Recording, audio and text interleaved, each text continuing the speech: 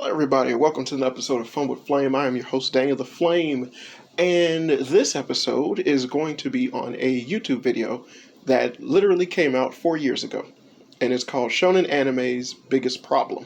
Animes with an apostrophe S, if you will. But this was a YouTube video I saw a long time ago, back when it first was released, because it is done by a gentleman by the name of Stephen Crossetz. I'm sorry if I cannot pronounce your last name, but it is Krossecz. Now, I used to look at when he did his abridged series of Attack on Titan Abridged. And that's essentially why I was subscribed to his YouTube channel and saw a lot of his stuff and everything. But eventually, I unsubscribed as the content of his videos, much like the Shonen Anime's biggest problem, essentially threw me off to his content. And it was something that I was generally upset with, but at the time, just couldn't really express myself, or anything like that. Didn't have a platform to do that. And so I thought about it one day, because it is something that I generally think back on to when having different talks and stuff like that with friends of mine. And I think back to the video, or how I felt about the video, or that concept of shonen anime having a problem and whatnot. And, I just remember my retorts from back then, because it did anger me so that it stayed with me. Now, I haven't seen this since the initial video itself, and there have been other people who have done videos talking about shonen anime and stuff like that. I mean, there's the whole fucking anime YouTuber community, for God's sakes. But generally, this guy's take on stuff,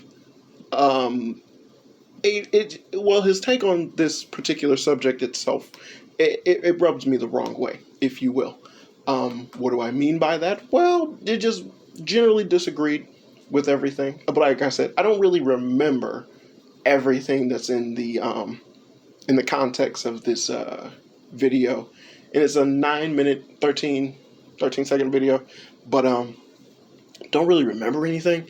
But he did do a video once over Pirates of the Caribbean, and it was called Pirates of the Caribbean Accidentally Genius, which I generally agreed with, and his takes on a lot of the stuff with Pirates of the Caribbean I was generally interested in and whatnot. And it was you can totally get all of this stuff from Pirates of the Caribbean, and it was yeah, I totally agree. I agree, for the most part with you. But then like I said, there a lot of his takes are oh hell no, because the dude got a video called The Last Jedi, Why I Loved It.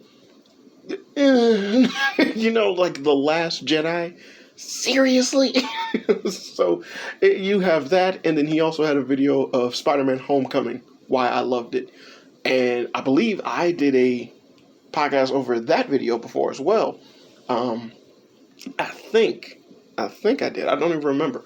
But the Shonen Anime one is one that just reigned true about towards so much stuff, and it was really the video that kind of stopped me from looking at any of his stuff. And then it's not like he's really been into YouTube ever since. Clearly gotten away from it, but one of those people who essentially seemed like he graduated or had a film major or something like that. But generally, a lot of people who study film and sometimes are kind of pretentious with that aspect.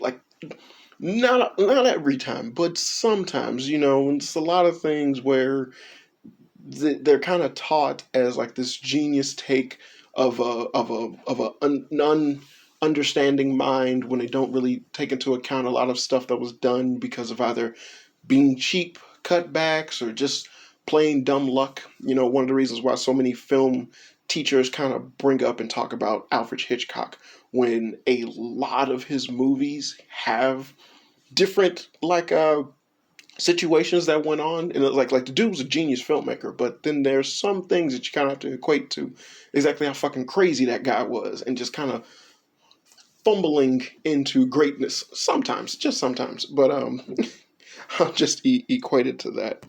So before we get into it, make sure you subscribe to my Anchor.fm slash Daniel the Daniel the Flame. Jeez, I forgot my fucking name. Daniel the Flame page podcast area. I don't fucking know. To get an update on more content that I do, helps you keep up to date when I drop stuff. I do it on a regularly, damn near every goddamn day.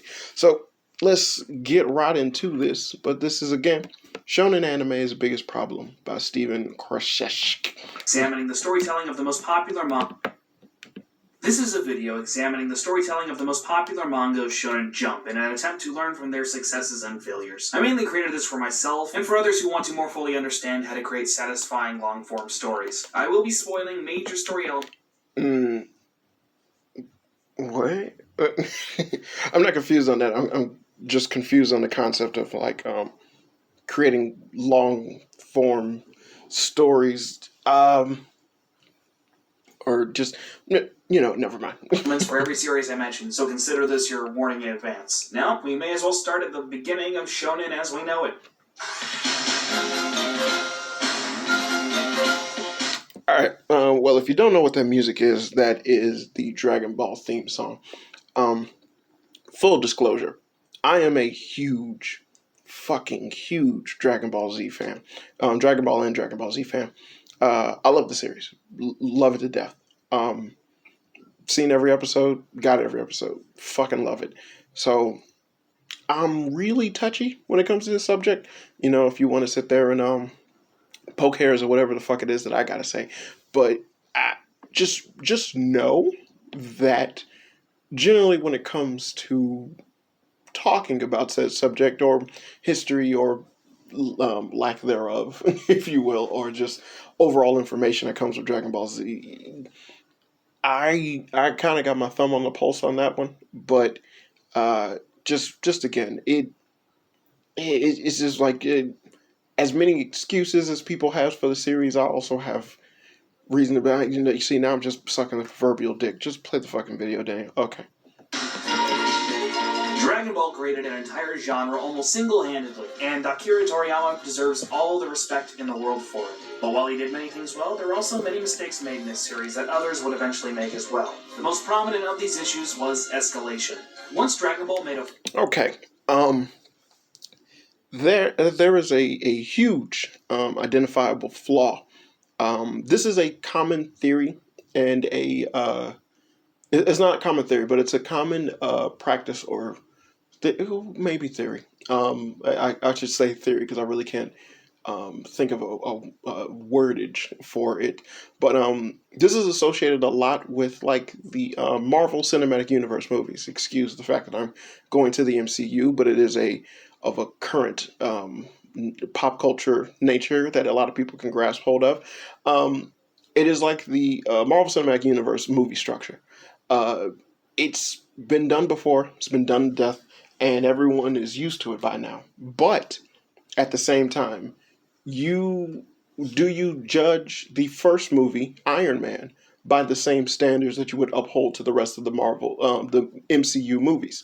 Considering that was the first one, or that was the one who essentially set the groundwork for how these movies were played, how these movies are made and progress, can you honestly say that a lot of the flaws that appear in the later movies that essentially try to copy its framework are held to the same degree of scrutiny as the original one that essentially pioneered the entire endeavor, when the original one would more so be celebrated for its ingenuity or its indifference in handling said story? Is it fair to say that it is a cliche-ridden overhaul or giant clunky mess that essentially the rest of the MCU movies would copy, when that's the first one that's ever done it? That's the first one that's ever introduced the main character reaching a problem, becoming a hero based upon his own hubris or something that he's done, and then trying to give back at what rightfully he should have. Just the whole structure being the three parts, the showcasing of the character, the fall of the character that leads to them becoming the hero, and then their inevitable rise up into the hero that they're supposed to be. MCU, But can you honestly look at Iron Man and then sit there and go, well, this is a cliche of the superhero genre, when it's like, This is the first movie that did that. It's not a cliche. This did it. This is the one that did it before the cliches. Like, you might not be aware of that, or you might not essentially look at it that way because this is your first time seeing the movie. But it's damn near the equivalent of looking at something like Romeo and Juliet and then accusing them of being a cliche um, star-crossed lover story, when it's like, this is the story that kind of inspired all of the other stories to follow suit. You can't really hold it in the same regard. You have to take that into account when you're judging it or looking at it like that, because again, by claiming and saying that it pioneered a bunch of stuff, you also have to take into account that it is the first one to do it. If there was an easier way to get to America, that doesn't change the fact that the first person who got to America did so the way how they did. You know, it was like, you could easily, 2020 vision, look back and go, well, you definitely could have just used this kind of boat or did this kind of way and whatnot. But that doesn't change the fact that this is how they did it the first time. Period. So just have that in the back of your mind while we listen on to this. Full transition into being predominantly an action series, Toriyama seems to have felt pressure to constantly one-up what he had done before. I'm not sure if that was just his own pressure or pressure that his editors were putting on him, but that's how it comes across. Toriyama has gone on record stating that he really just made up the story as he went along, and honestly, he did an amazing job when you learn that's how he did it. It's genuinely impressive how his stories felt as tight as they did, despite his lack of planning. That takes real skill. However, I think that method eventually caught up with him. I think things went pretty well for a large portion of the series, but the real issues hit during the Frieza saga, specifically towards the end of it.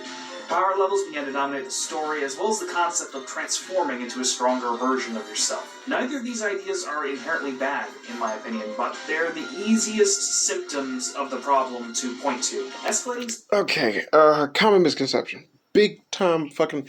I hate that I use this word a lot in order to back up what people get wrong when I try to back up when people get shit wrong. But common misconception that's done when it comes to power level. It's weird that he looked up that much about Akira Toriyama talking about Dragon Ball, but then didn't look up anything else, especially when it came to these variations and stuff. But power levels were generally introduced during the whole Frieza saga and the Saiyan saga and everything like that to initially become obsolete. They were meant to be a fucking... They held you back, really, because throughout the entirety of Dragon Ball and for the most part throughout the rest of Dragon Ball Z, power levels are never really scaled in a number sense. It's weird that essentially the genre as well as the industry, because you see this shit a lot within Chinese stories and whatnot, try to use a power scaling system to justify character strength and abilities and whatnot. This is like, I mean, like, when the Chinese do it, it's so fucking like cliche at this point. It's just disgusting. Whereas like, you are set on a particular level, and that judges exactly what all you can accomplish as someone in a fighting position or a fighter or whatnot. And then the main character generally can overcome some people who are a couple of levels ahead of them by ingenuity, thinking, and planning and whatnot. And literally, that was the entire reason behind power levels. They generally became an obsolete concept as soon as Captain Ginyu showed up. When Captain Ginyu showed up, that should have been the wake-up call to the enemy's position that using power levels to judge characters' abilities is pointless, because that does not mean that you have a clear streak of winning or anything like that. And then that was also proven to be something that the enemies can overcome, even though the main characters might be stronger than them, in the act of what Captain Ginyu did, which was being able to switch bodies. You couldn't tell that he was able to do that because of his because of his fucking power level. That's just an ability he had, and the problems arise the way that they did. But the power level system itself was always a crux for the villains. They could not tell when they were where the heroes were, who were capable of either being just slightly weaker than them or on par with them because they were able to hide their power levels. They depended on the scouters in order to find people. They could not sense energy, a normal ability that they had on Earth that essentially these incredibly powerful beings weren't capable of doing because they relied on everything being showcased to them by the scouters. So it was never intended to be a system that the entire series itself rules on, because immediately when the Frieza saga is over with, power levels are never mentioned again throughout the rest of Dragon Ball Z, ever. They're never referenced. You can feel someone's energy. They can sense people fighting and whatnot. But power levels are never a thing that is used, or a numerical number based on someone's exact power. The last time anyone actually mentions a number is Frieza, if I'm not mistaken, when he says his power level was clocked at 1 million when he did his first transformation. And that's it. That's as far as it ever went. That's as far as it ever will go. It was the 1 million. And that's why I hate, like, the sidebar. That's why I fucking hated this screw attack people Goku versus Superman thing, because they used a power level scaling system, when that again would be completely ridiculous, considering that they became stronger as time went on. So Goku at Super Saiyan when he fought Frieza is weaker than Goku at Super Saiyan when he fought Cell, because don't forget, Goku was still just Super Saiyan when he fought Cell. Totally different power levels, but the character was still a fucking Super Saiyan. So that's why the concept of power levels would be obsolete. So using that as a basis behind there being a problem with what the series itself had going on, or there was like an issue, or if he had an issue with that, is generally weird. Because the concept of transformations itself was kind of being introduced in a way to it wasn't. I don't see that as a bad thing. It was a slow push into that, because we've had the incredible power levels being raised when Vegeta turned into the giant ape. Same thing being introduced when Gohan was able to do it. We knew Goku was capable of doing these things when he was younger. These are things that were introduced early on within. It was something that was introduced early on within Dragon Ball, and then Dragon Ball Z, they just kept progressing it. Other people were capable of transforming. Other people could get stronger as time went on, or they had different forms that just greatly increased their power. So when Goku finally turned into a Super Saiyan, it wasn't so far-fetched that you looked at it as like, oh my god, like no one else in the series is capable of doing this. It was just this is so epic and awesome, because we were told and mentioned the concept of a Super Saiyan being brought up by Vegeta, but there was never any justification behind it of what it actually fucking looked like, aside from his little fairy tale speech and then him constantly saying that he was such a creature. So I cannot agree with the aspect of saying that that was something that hindered anything in Dragon Ball Z, especially with the storytelling, as it was masterfully put into the story that these are things that this series is totally capable of doing. Everything was kind of mentioned and brought on and slowly given to you, because the episodes in which Vegeta first mentioned what a fuck a Super Saiyan is, and when Goku actually finally turns into a Super Saiyan, are very, very fucking far apart. So it's not as if this was something that was just what we would get now, where a character just immediately gets a sudden boost of energy and transforms into a brand new state without any inkling of this being a concept that could actually ever happen. It's something that essentially immediately when an emotional trigger is pulled, a character transforms. In an anime now, we just have this boom, this burst of a character, and it's like, oh, like wow, they're going to be beating the shit out of this person who was just beating them up earlier. But that's the cliche that was brought on because Dragon Ball Z essentially set the standard for that being okay within the series. But again, Dragon Ball Z was so well written that it made it okay in its story for that to actually happen. And you would see plethora of people copying it, but no one ever actually striking gold the same way.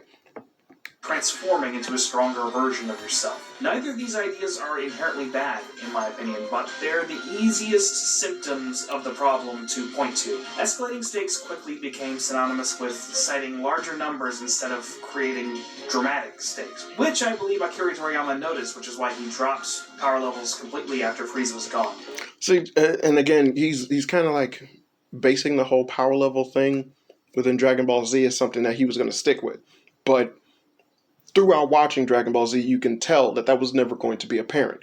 It was never a concept that the main characters essentially needed to learn, or that they hindered that the main characters themselves were doing less because they couldn't tell power levels.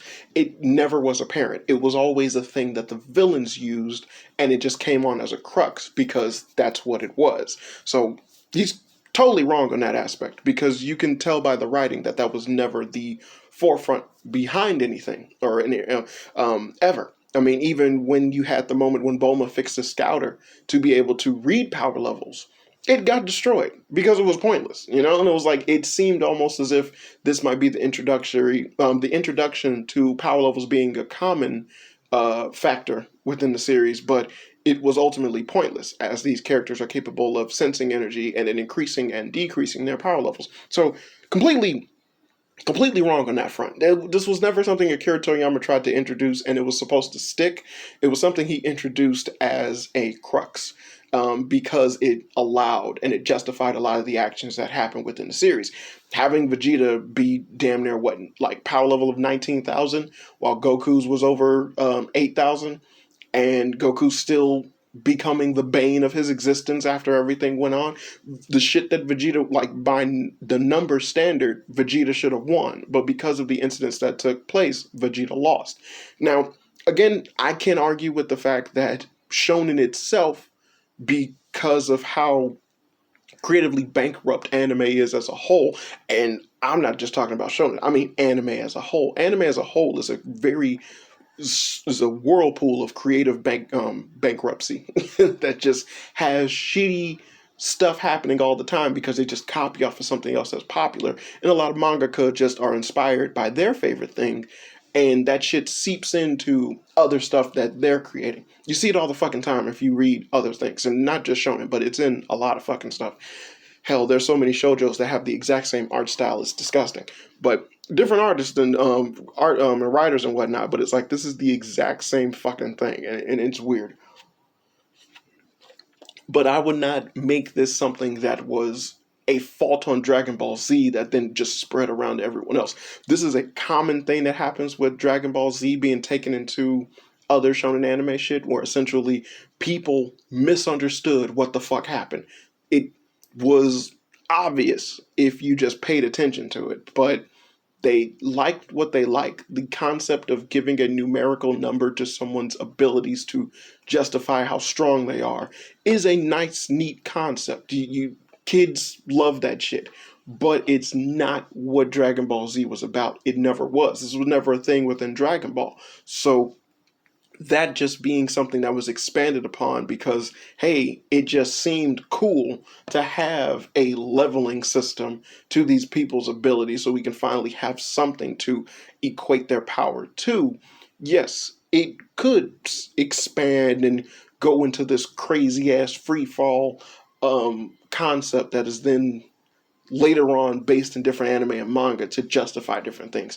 You have the level of ninja within Naruto. You had the different forms of abilities within Hunter x Hunter. And yes, I say Hunter x Hunter. Fuck that Hunter x Hunter. There's an X in that series in the name. But in Hunter x Hunter, you have the fucking demon rankings within Yu Yu Hakusho. In One Piece, you have the bounty within all the characters, which is used as a leveling system of sorts now. But even though the bounty system itself is kind of a more so a joke and just an understanding of the importance of what a character has done rather than an actual leveling system, because take into account how Chopper is like 100 and something, and Usopp is like in incredibly high number. But if you look at what those characters are capable of doing, Usopp is literally the weakest member in the Straw Hat Pirates, but But again, people use that shit as a leveling system, and then hell, even the warlords have a low bounty, but people tend to forget that their bounties were placed after they stopped after they were allowed to become warlords. So they're probably way stronger than you would think they are, but using bounties as a leveling system would kind of fuck that concept up. So it's not that Dragon Ball Z did anything wrong. It's just that other people misinterpreted what they did. And happens all the fucking time when it comes to shonen copying off of DBZ. Happens all the fucking time. So I wouldn't fault it for that or doubt it for that or anything like that. And it wasn't anything. And then to further go into what he was saying as dramatics, that's fuck out of here with that. Like, to take or to complain about a series that is based around action, it's about people fighting. There doesn't need to be a dramatic stake. There doesn't need to be a whole lot riding on something. There doesn't need to be this incredible back and forth between characters duking it out mentally, because that's not what the series is about. The series is about people fighting. So doing whatever you can to justify or to have these characters fight is what the series is about. That's all that they need to do.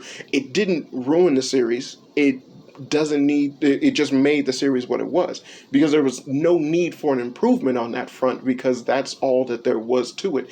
These characters aren't like, this isn't the same as Light Yagami and L in Death Note squaring off against each other through a battle of wits. How retarded would it be to have Light Yagami and L square off against each other in a fist fight to determine exactly whether or not Light will write L's name down in the Death Note? No. Hell, when they had a moment when they finally did hit each other, it was just the fact of the emotions welling up within both of them, and then pushed to the boiling point that they would literally throw hands on each other. That was such a powerful moment within their relationship, because that's just what that situation entailed at that point in time. But it wasn't used as a basis to justify anything. They didn't use that as a turning point between whether or not Light plan actually worked or L was getting a one-up on Light. No, that was just a situation within those characters just reaching that point that they would finally fight each other. But it wasn't something where it was like, well, now that they throw hands on each other, we need to see them do some crazy ass martial arts along with it. No.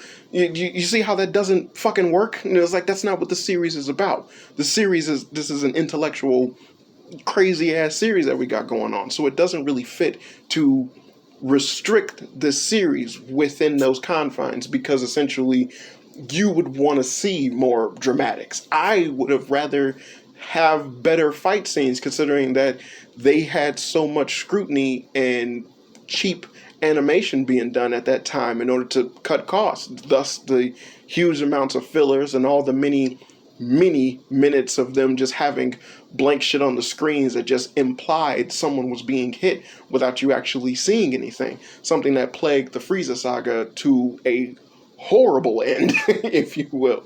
But nah. Yeah, no. I totally disagree with that front. That you're completely wrong on that one. Synonymous with citing larger numbers instead of creating dramatic stakes, which I believe Akira Toriyama noticed, which is why he dropped power levels completely after Frieza was gone. What stuck around, however, was transformation. Heroes and villains alike were an aesthetic change away from an instant power-up, something that would become a staple of not only the entirety of Dragon Ball, but shonen anime and manga as a whole. Stakes need to rise? Transformation! Heroes need more power? Here's the new transformation. Now the villain needs a transformation to counter that transformation, and then, it goes on and on and on. But again, these are just easy symptoms to point at. The real problem is the entire idea that everything needs to constantly escalate to begin with. The fact is, an action story doesn't benefit from consistent escalation, because eventually the bigger a problem becomes, the less meaning it tends to have. Okay, now, this is wrong. This is wrong in the scale of, Jesus Christ, like, where do I begin? This is wrong for Dragon Ball Z standards, first and foremost, because you're dealing with characters who literally get stronger every time they fight. To diminish that by essentially going that action isn't really heightened because the threat becomes bigger or the enemy becomes stronger is generally not apparent within this series or within this story period, because you're dealing with characters who essentially need to get stronger. If this was the case, then if this was not the case, then the villain within the Cell Saga should have been Hercule, who was essentially a character who was beloved by the world but was weak compared to the main characters. But the main characters needed to find a way to defeat him, but Hercule spent most of his time actually running away or having peons fight them, or people that he would augment or were capable of putting up a fight against these guys while still making him seem supreme while everyone else seemed lesser than him. Wouldn't have that been interesting? But no, that's not what the series was about. The series was about the characters that were fighting being incredibly powerful creatures and beings on their own front who did not adhere to the norm of other people and whatnot. They were constantly fighting people who were a general bigger threat and a far more powerful foe because they themselves were a general bigger threat and a far more powerful foe. So this wasn't a negative thing towards Dragon Ball Z in any shape or the form. And again, giving or having Dragon Ball Z essentially take the blame from other things copying it without really having the same foundation that Dragon Ball Z had. Dragon Ball Z and Dragon Ball are built upon Goku being someone who got stronger every time he fought. He just constantly kept getting stronger. Dragon Ball Z justified this by having what the Saiyans were, and in stating and giving that big needed nudge of information that Saiyans get stronger every time they fight. They thirst for battle. They seek it. They want it. They crave it. And having that and then using that to essentially push the story along within Dragon Ball Z was nothing but a positive, because the story itself is an action-based, free-for-all, fist-pounding action. Yes, anything could have been done to the story to essentially make it far more creative or not as simple as it was, but it was simple. It was a simple story with a simple concept. It is a shonen. The thing that a lot of people tend to forget when it comes to shonen, first and foremost, is that shonen isn't meant for adults. It's meant for kids. And before you go on a rant and it's like, it's the same thing where it's like, well, Daniel, you are against the whole concept of that shit being used for little kids in America. And it's like, yes, I am. And that's not the excuse that I'm giving. What I'm giving is that these series, when especially shonen, are done under the guise and the aesthetics of appeasing children, first and foremost, Japanese children at that. And by that concept, they have to adhere to certain rules in order to appease to Japanese little boys and children. And this is a culture that grew up over the Sentai Rangers and fucking Kamen Riders, which essentially has a character constantly and only transforming to gain a big power boost in order to defeat an enemy. All all Sentai Rangers, all Kamen Riders use that same concept that all shonen use as well. That's how they function as shows. This is appeasing towards these children. They don't necessarily have to be these big time thought provoking stories, because what these children want is simplistic. And if you have what you consider the granddaddy of shonen anime is this incredibly simplistic story, then it's of no fault of its own. By all means, yes, you have something like Death Note, which you could basically argue should in no way, shape, or form be considered for kids, but it is a Shonen Jump property, and it's incredibly thought-provoking, and as well as a big anime in its own right. Yes, sure, it is. But it comes out the gate being that way. Dragon Ball and Dragon Ball and Dragon Ball Z essentially came out the gate being what it was. There's no reason for it to for you to essentially look in a negative aspect because of the fact that it just kept constantly escalating the threat, because you also have to remember that the characters themselves were escalating as well. Again, Super Saiyan Goku who fought Cell is not the same Super Saiyan Goku who who fought Frieza, or who appeared when he fought who appeared when Trunks appeared. Just leaps and bounds are done with the characters, and so leaps and bounds have to be done with the villains. It fit within the story because that's what the story was. Whether or not you intended it for kids or for adults, there's a reason why so many people drew to Dragon Ball Z. The story is simple.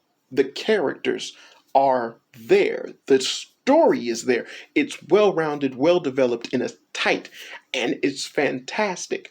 And just because these things is supposed to be this heart pounding, gut wrenching action, that's what it delivered. So there is no negative aspect to it not essentially changing up the format or doing something fresh and new and different. If it works, if it ain't broke, don't fix it. There's nothing wrong with that. Yes, you can say that you want more, or you want to add different things to it and whatnot. By all means, yes, you can say this. There's a lot of things that I would love to add or change about Dragon Ball Z, but that's not what I got. And what I got is something that's incredibly beloved, and I still care about it. By all means, hindsight is 2020, but motherfucker, the shit ran perfect. The thing was fantastic. It is literally the greatest anime of all time. Period. Because there has never been another anime that has had so much popularity and acclaim worldwide other than Dragon Ball Z. So obviously, what you would like to be added to it was not something that it desperately needed. It was something that you would have personally liked. But it did not hinder the series at all. In no way, shape, or form did anyone ever fucking bring up and talk about a Dragon Ball Z standards of the story. That man, they fight too much. Or man, I wish they didn't fight so many strong people. Or I don't really care. And you're kind of judging it, or you're kind of putting a basis of like I said, it's something that you would want, or you would see, or you would feel to care about, or to say, like, oh, the villain is threatening the entire earth or whatnot. It's like, I'm gonna blow up the planet, and if you don't stop me. And then it's like, oh, like, like, heard that before, so it's not that really that big of a deal. And it never was. It was like it never was. Throughout watching all of Dragon Ball Z, I was never in a moment where I was like afraid of the planet actually blowing up, because it didn't happen. And then you know what Dragon Ball Z did? They had the planet fucking blow up, and then it was like, oh my god. So it just it it is good. It was good. It wasn't good. It was great. It was fantastic because it was exactly what the story needed it to be, because that's how the series built itself up to be. Well, essentially, you're damn near complaining about the core concept of this anime, when that should be the last thing you should complain about. It's it to give an example, it's getting upset that you're that you're looking at an anime that's about baseball, or a high school baseball team trying to make it to the grand tournament or whatever, like, how they all do. But like, high school baseball team essentially playing baseball all the time. Why won't they play another sport? Why won't they change the rules of the sport? Why don't they play someone who decided to play the sport just a little bit differently? Well, they're always going to play baseball. That's the point of the series. The core is the baseball. That is the confines that the story has itself built around. You're not really intended to care about whether or not, is this baseball game the last baseball game they play. Most of the fucking school sports oriented anime deal under the idea that they're in a tournament where it's like one loss elimination, and then the team itself is a ragtag bunch of people who have to learn and work together and grow as people up until the end of the series. And so you never once kind of fear that they're going to lose or get kicked out of the tournament. And because of that, it doesn't change the fact that there are so many goddamn sports shonen out there that just reek with popularity because they handle that story structure so well. The threat is there, but it's not the main focus of the story. Therefore, it's not that big of a fucking deal. The story itself is what's interesting. It's what you're looking at. I understand that you would want it to impact you a little bit more, but it doesn't have to, because that's not the point of the show. The show is doing its job. You just need to fucking watch it. I'm not saying that you shouldn't expect or want more from your entertainment, but what I am saying is that judging the entertainment that you have based on strictly based on what you would what you would rather see other than what it's giving you, when what you're seeing or what you would rather see goes against the core concept of the show, maybe you shouldn't be watching this show. It's like you're kind of watching the wrong fucking show. And it's like, I demand more from this story. And it's like, well, the story is really simplistic, but I demand more. Well, you're not going to get it here. That's just me. Oh man, but before we do anything, I guess. Okay, after that quick little drink, I'm back. This entire planet will be destroyed is technically a much bigger problem than if we don't win, a character we love will die. On paper, one obviously matters more. In practice, smaller, more personal stakes leave much more of an impact on the viewer and are much more satisfying when resolved. What's your... Again. Oh, well, not again. Well, that's a personal preference. That is by far a personal preference. You cannot base or judge the stakes given within the show or your concept of what essentially would be far more dramatic or far more appealing to the audience in that type of way. Because what if the people who are watching it feel that the stake of the world being at threat rather than this one person might dying is more of a bigger concept, like almost as if, hey, either you shoot this guy, like, either if I kill this one person, then the entire world will die. But, can you allow that one person to die to save the rest of the world? Could you, is that not something where the stakes are essentially very skewed in that aspect? What if that was something where it's like, hey, you're going to sacrifice the whole entirety of a world to save one person? Are you fucking crazy? Like, these things aren't, this isn't a justifiable reason to sit there and say, the stakes would feel more personal to the viewer. That's literally up to the viewer to bring in that stake. I hope that this is understandable what I'm trying to say, but it's literally something that the viewer would have to involve himself with. Yes, by all means, a character that you love and that you care about and them up and dying could be, you would feel something more about that rather than the entire world being at risk. But it doesn't change the fact that the entire world is at risk compared to this one person dying. And even that can be generally done wrong or terrible and it actually not matter or it makes you feel anything. Take Naruto, for example. When they fucking killed Neji, that wasn't something that was taken as a sad moment within the series. It was more so an annoyed moment by a lot of people because of the fact that it came out of nowhere. The character wasn't doing anything up until that point in time, and then they just killed him for shock value. And then you have a character like Guy who did the 8 Gates, a technique that has been teased throughout the entire series as a technique that once you do it, you die from, and then the series decided to not kill him.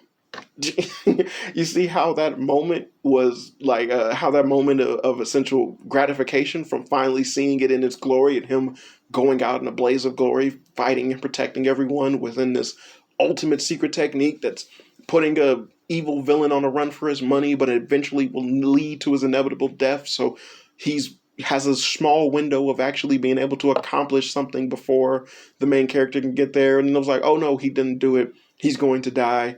You can feel sad because of this, but you did finally get to get that satisfactory release from seeing the eight gates, but then they don't kill Guy. Essentially, the series cripples him and he goes around smiling, but literally a person who's all about the spirit of youth and moving and being free is now crippled forever. And isn't that just a worse fate for him?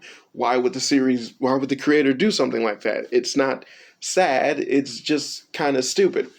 But me ranting about Naruto, but as you can see, that's not really I don't see that as a justifiable thing to be like, oh, because the stakes are too big, and and it's like you feel less for the entire world being at risk rather than an individual character being at risk, that you would take it less of a threat at what the character is doing. I mean, hell, look at when Frieza decided to blow up Planet Namek.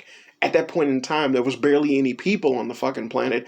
Everyone was basically dead, but still the threat of the planet exploding and Goku personally being killed was a problem. But that came with the threat of the planet exploding. And even then, the planet exploding was just a matter of like Goku not being able to escape from it, and only Goku. But the threat of just the planet itself exploding was still there. God, it was such a good story. It's like I can't. Oh man, it's just you're kind of putting DBZ like DBZ is on a pedestal, and it's like it has its problems, but a thing that I always talk about with Dragon Ball Z is the fact that there are more continuity issues rather than plot holes within Dragon Ball Z, and to judge it and base it off of your essential, like, hey, I'm watching this action series where these characters are capable of blowing up fucking planets, and they're dealing with a villain who's telling them, I'm gonna blow up the fucking planet, but then they don't. They're fighting. Well, the core concept of the series is that they fight. So I'm not confused that this is happening, and I'm not feeling stupid that this is happening. And almost each situation when a character comes to the planet and they threaten to blow it up or they threaten to destroy it or whatnot, they're there for an intended reason to actually fight someone. When Frieza first came to the planet, he wanted to kill everyone before Goku got back to show that he killed his friends personally. Then he was going to blow up the planet because he knew he couldn't breathe in space. That was his plan. When Cell wanted to blow up the planet, the motherfucker wanted to get a good fight in first because he felt that no one else would be able to challenge his power because he was perfect. Then he was going to blow up the planet.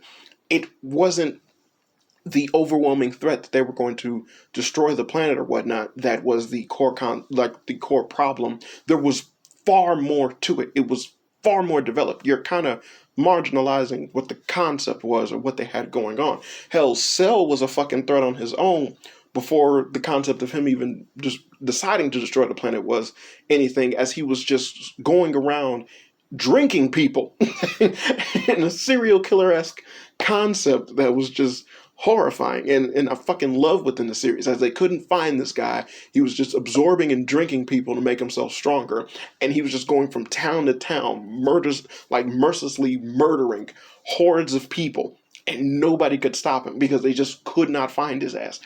And I love that. It's like I love that aspect of Cell, and just when he became perfect, a long sought after dream that he wanted, where he literally went through fucking time in order to accomplish.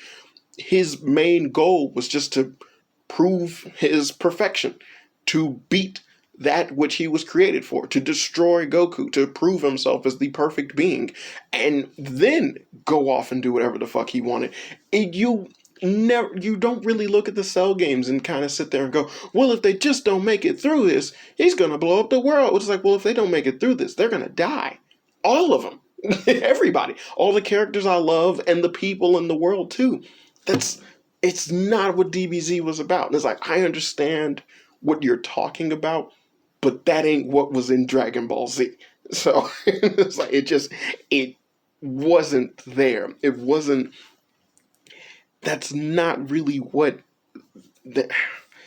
that wasn't the Kool-Aid they were making. So it I understand the mistake, but that's just not what it was. But at the same time, I understand that being a concept within shonen itself being a problem.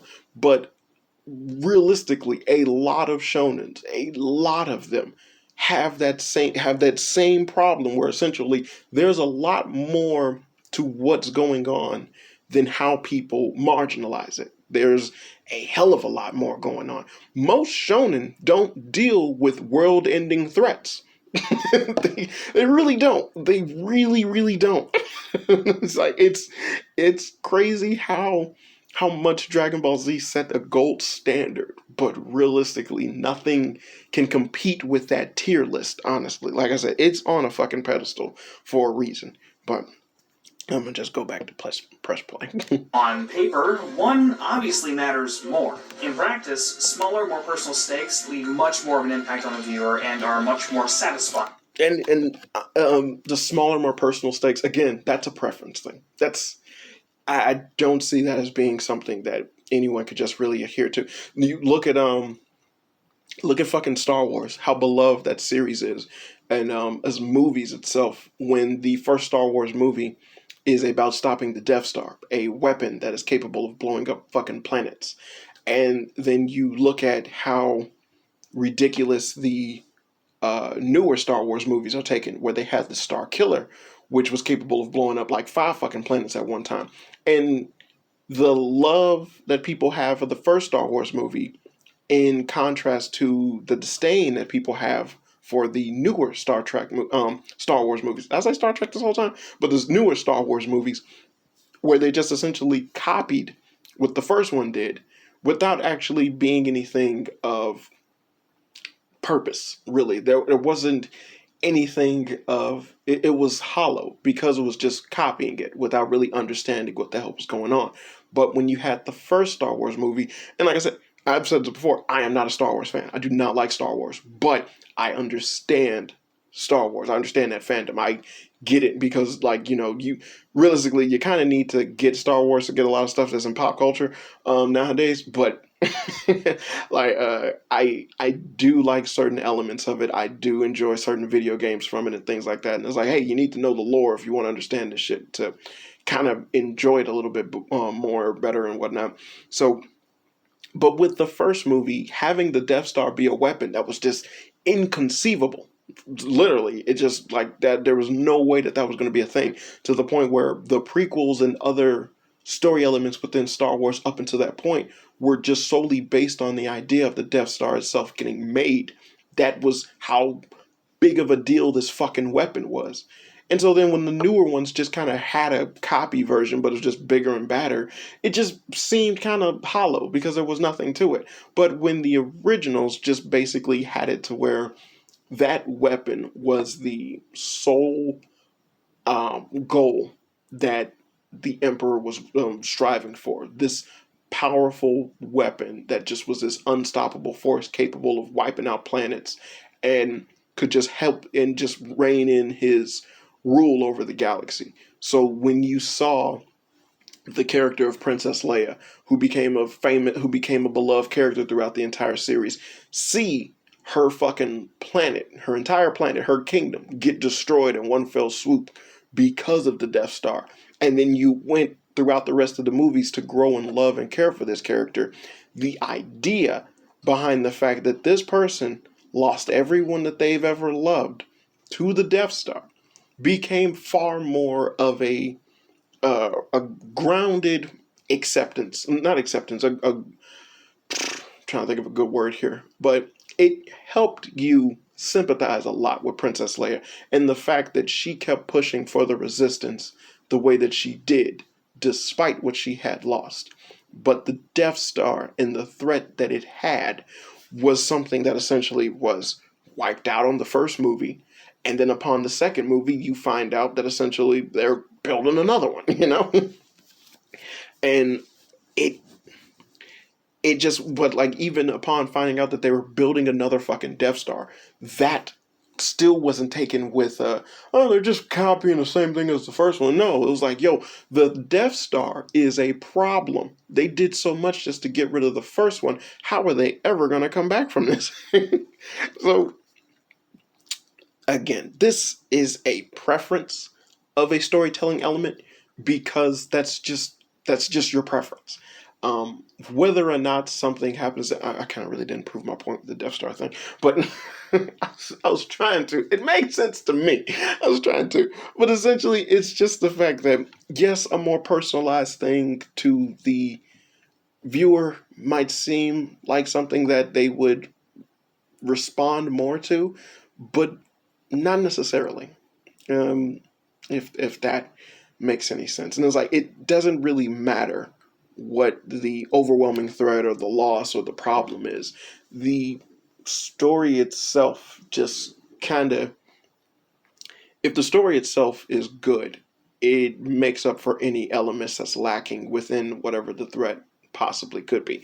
Yeah, that's it. That's what I was trying to get to. Jesus Christ, all of that talking for nothing. But it it's not really an element to where you essentially just deem it that. It's not really an element that you could possibly take and be like, oh no, because this isn't as high of a stakes, then I don't really care about it as much or anything like that. It's like, no, you have every right to care about it just the same if you feel that way. But that's all up to the viewer.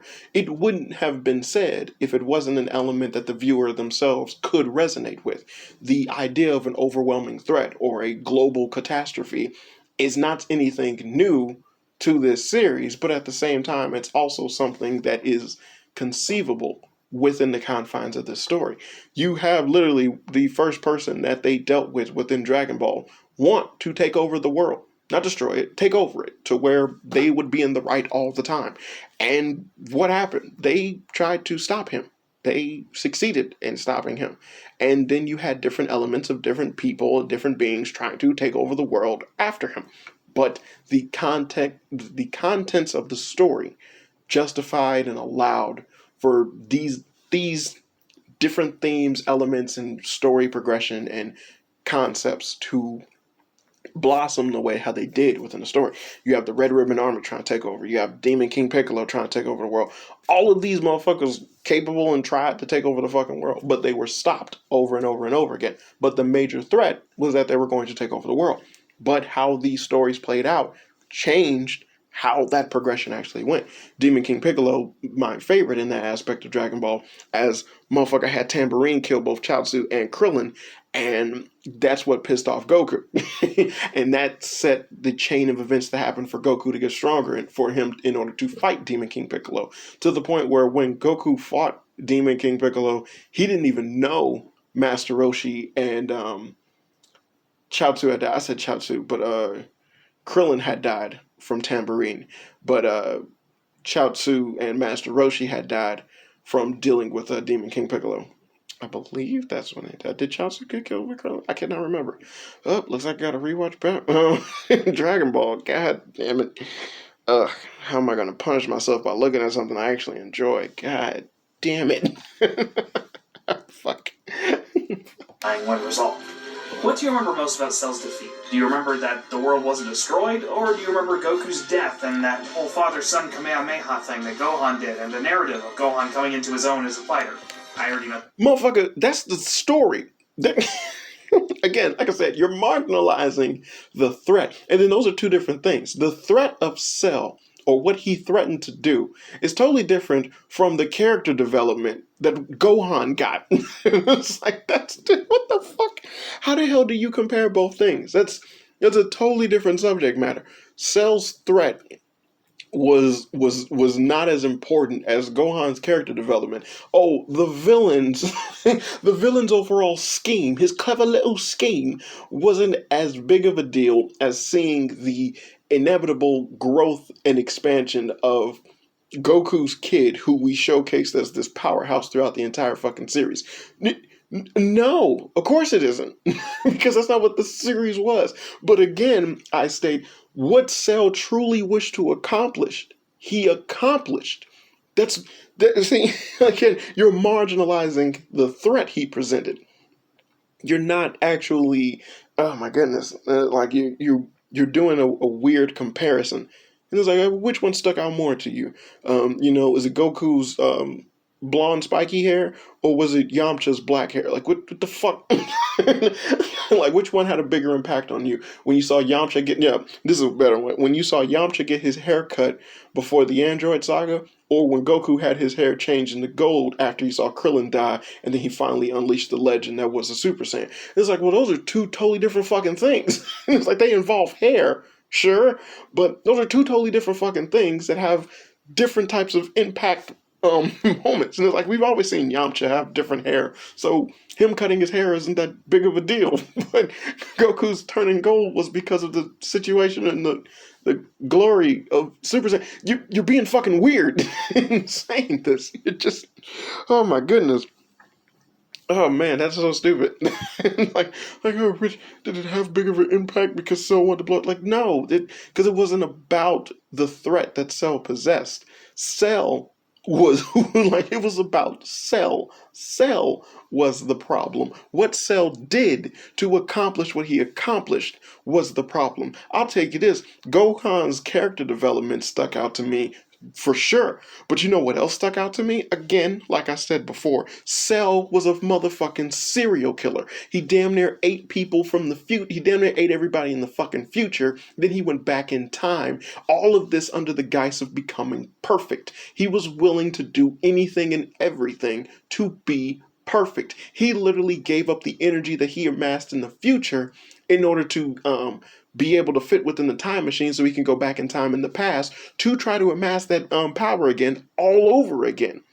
That so he was capable, so he could be capable of absorbing the androids before they got destroyed. That is the length that this man went through in order to reach his perfection, his drive, his focus, his psychosis towards that aspect, to where he didn't even mind killing as many, he didn't even care about the idea of killing people. He felt that it was a blessing to them because they became just stepping stones for him to reach his perfection. But that's the methodical nature of Cell. That's something he's my favorite villain was in Dragon Ball Z, but that's what I loved about Cell. But that element was just a strong point with his character as Gohan finally realizing his true potential in his fight when he fought Cell. Those were the things that were clashing. A being who believed that he was perfect going up against a being that I know is capable of doing great and amazing things and is finally showcasing it. Not the fact that none of these things mattered at the fact that Cell wanted to destroy the planet. It wasn't the threat. You asshole. Because that wasn't the fucking problem. I mean, that's not what, that wasn't even put on the menu until fucking Cell decided to announce that after the Cell games, I'll destroy the Earth if nobody can beat me. It was so nonchalantly thrown in front of you because there was such a nothing burger of a moment for Cell. That's how you were supposed to feel about that. We saw, even in the anime, you have multiple scenes of people trying to run and go different places, but it's like, where the fuck can you go? He's going to blow up the whole planet. And it did not matter because what Cell wanted was a fight. To the point where he made a goddamn tournament. He gave everyone 9 days to train for it so he can get his inevitable grand fight to prove that he was perfect. That was what, oh my goodness. I'm just upset with the idea that you're marginalizing the threat he possessed with the character development that the show had. Those are two different elements that you're combining together. That just is fucking weird. Because again, the world was at threat when Demon King Piccolo took over. The world was at a threat when Emperor Pilaf tried to take over. The world was at a threat when the Red Ribbon Army was going around trying to take over. These things were threats. They were problems that the heroes had to face and they inevitably defeated. But can you sit there and say that if it wasn't for, do you remember the Red Ribbon Army trying to take over the world as such a big problem? And it's like, well, what happened with that concept? It turns out that Commander Red just actually wanted to get taller. A joke of a concept to even use the Dragon Ball Figurine Wish for. He wanted to get taller. And then the Red Ribbon Army was capable of almost taking over the world. But a remnant from the Red Ribbon Army made Cell, which inevitably cascaded and snowballed down to this wonderful story that we got with Gohan and the character development that we had with all of these characters, and then the inevitable heartfelt sacrifice with Goku. It built off of the heels of this taking of this world dominating army that was just around within this world. Does that change anything? No, because that's what the story was. That's what it was about. That's what these characters did. Like, fuck. Oh my god, I'm gonna press play now. Defeat. Do you remember that the world wasn't destroyed, or do you remember Goku's death and that whole father-son Kamehameha thing that Gohan did, and the narrative of Gohan coming into his own as a fighter? I already know the answer, because the Gohan moment is so memorable that it's been remade in the movies and video games over and over and over again. Which is why the idea that stakes need to always be bigger. And so is the storyline of defeating Cell within the movies and the video games over and over and over again. How the fuck? Again, you're marginalizing one concept in order to sit there and heighten up others, so you can just essentially have this moment of you feeling gratification within your little video essay or whatnot. But no, goddammit, the fact that Cell is a villain that you fight within the story, the fact that Gohan is capable of doing all these things, but you do not see that happen in other moments within the series, aside from fighting Cell, is the memorable thing. Like, he was a threat. He was a problem. If it wasn't for him, we would not have gotten those things with Gohan. So he is just as important to that part of Gohan's history as Gohan himself. How do you fucking miss that? Shit. It's like, I get he's trying to talk about Shonen, but again, whatever he's going to get into for Shonen, it's just...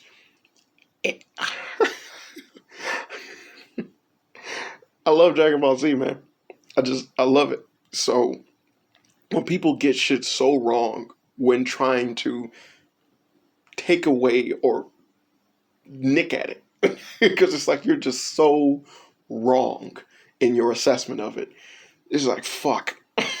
There is a fallacy. People don't care about that. They care about the characters. As long as it's personal to the characters and the audience is interested in it, that's all that matters. You can do the whole, we have to save the world story, but it needs to always be tied to something personal. And if the story continues, there's nothing wrong with shrinking the story down and letting the next threat be something technically less important. No. Giant fucking no. Again, personal preference. He's going by a personal preference. Again, because you're like, it's ridiculous how much you're splitting hairs here. The story, the characters, all the things that they're a part of, and all the things that we're seeing, and all the things that they're involved with, they are important, yes, because that's the motherfucking story. These are the motherfucking characters involved in the motherfucking story. So their role within the story, their importance, these characters' greatest assets are themselves within what we have going on. And it doesn't demean or change because of the threat that we're presented. It doesn't mean that we need to scale down everything because we're focusing more on the characters more than anything else. We're dealing with characters who generally get stronger every time they deal with an overwhelming threat. You literally have Goku and Vegeta laugh at the concept of fighting Cell when the 7 years pass when Goku's allowed to come back to fight in the World Martial Arts Tournament.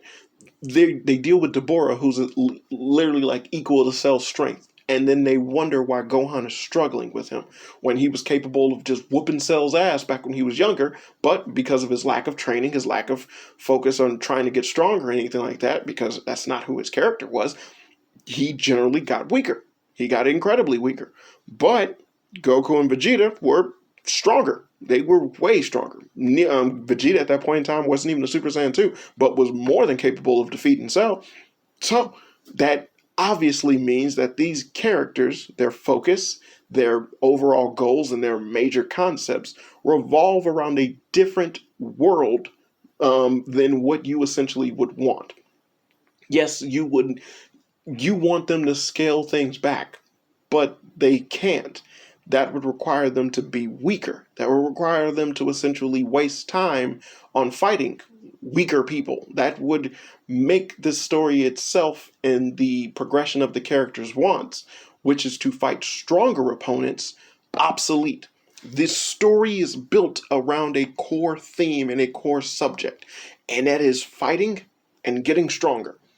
And if you take that element away, then the core of the story is fucking gone. It's out of there.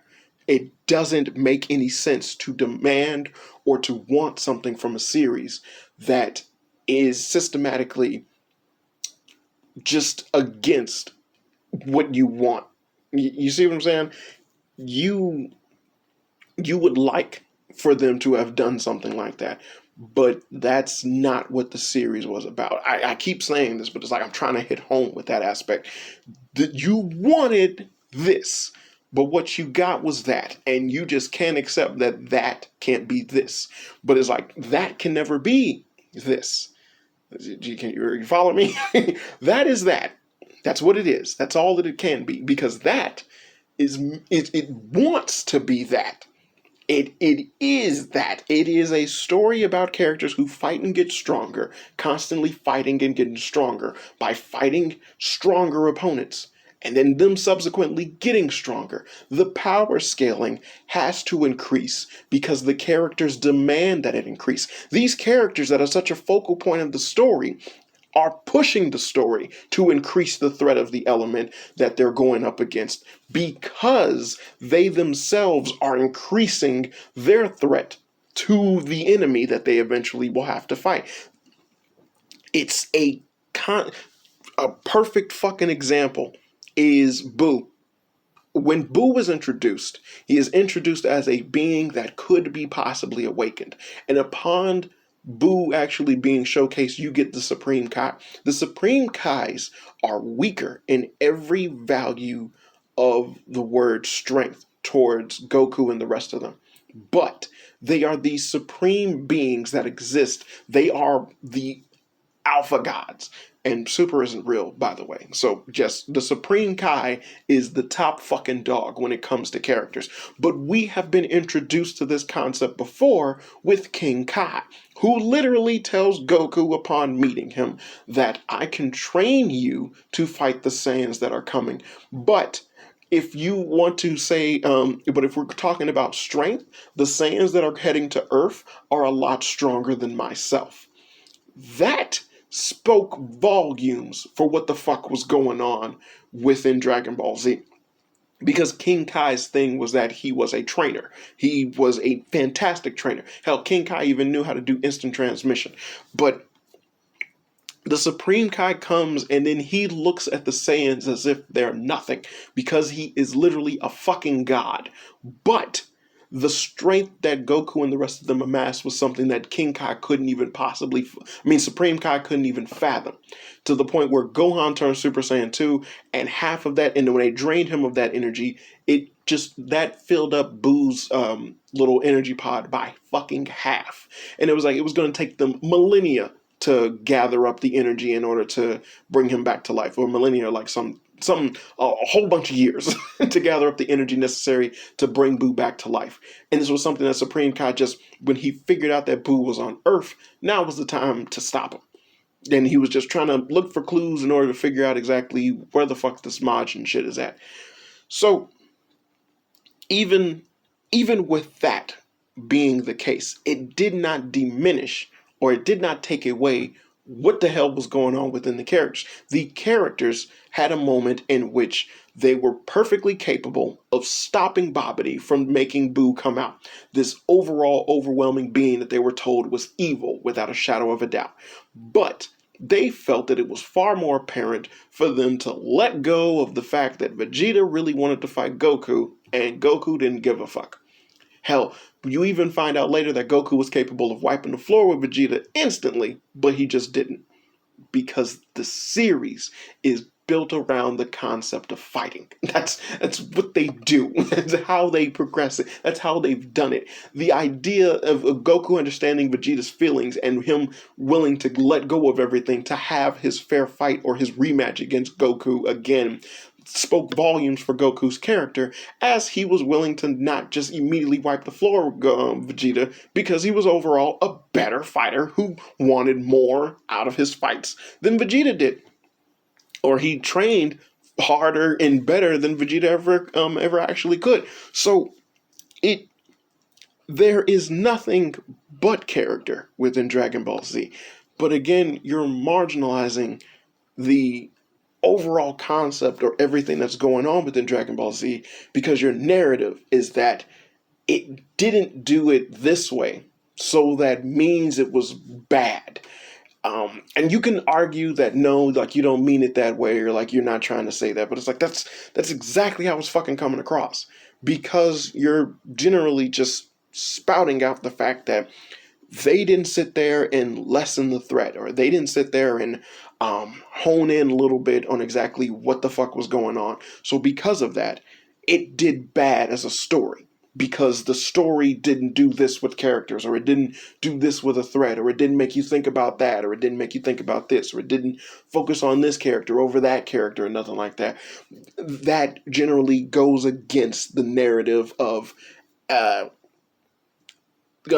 generally goes against the narrative in this story, that escalation has a problem, when it didn't within that story. Escalation was everything for that story.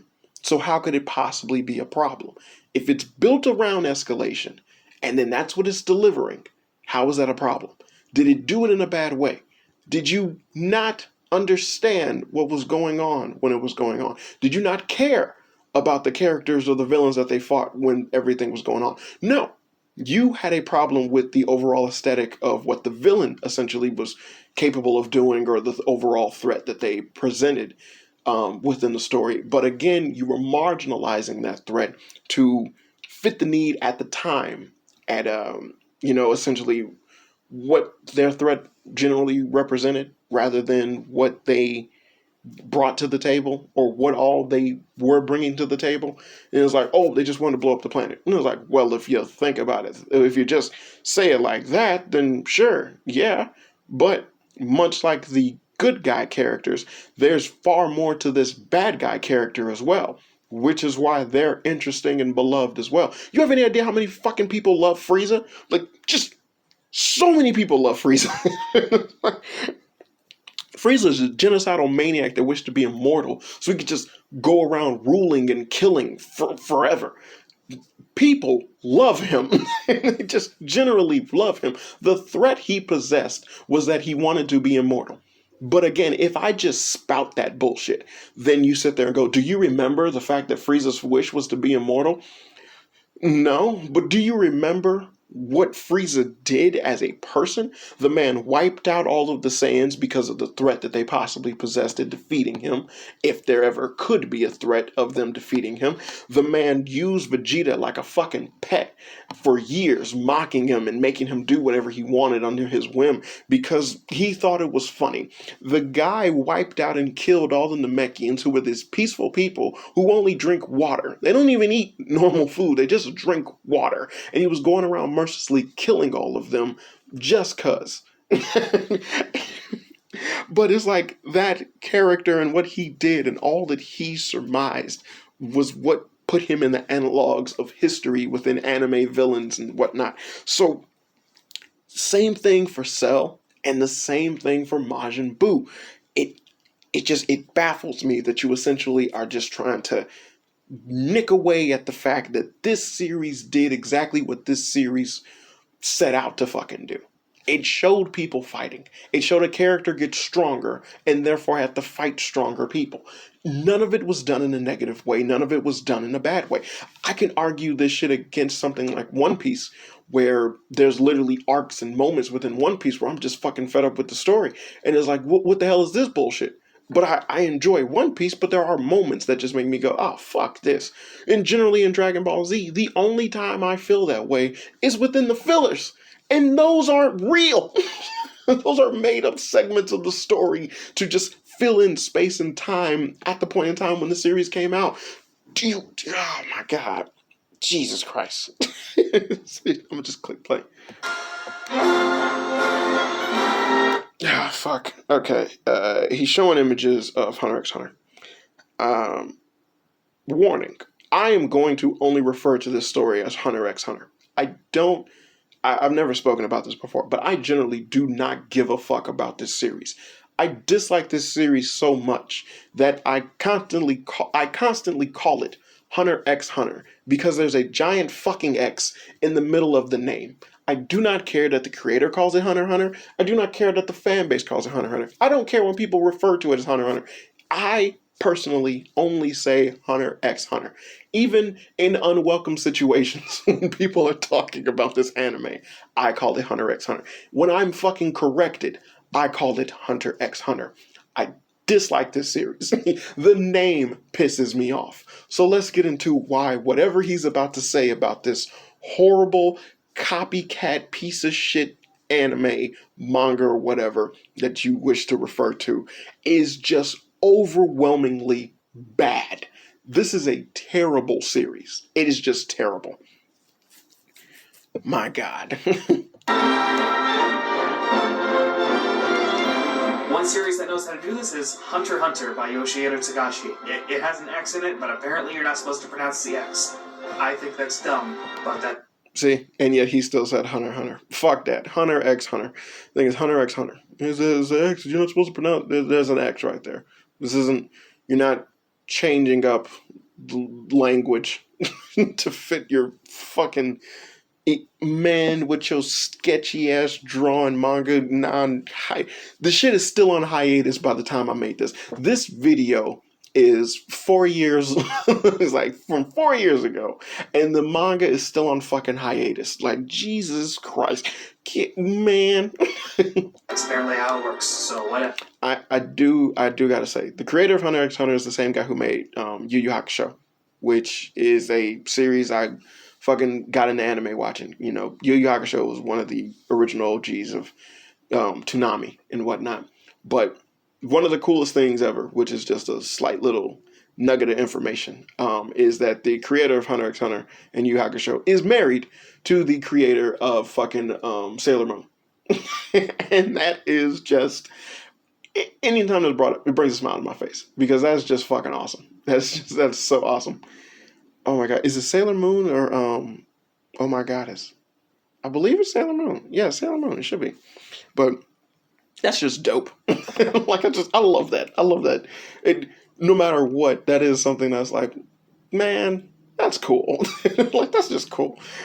And I believe like sometimes she like draws characters for them, and like you see it in like back and forth within their manga and whatnot. And it's adorable. It's just fucking adorable.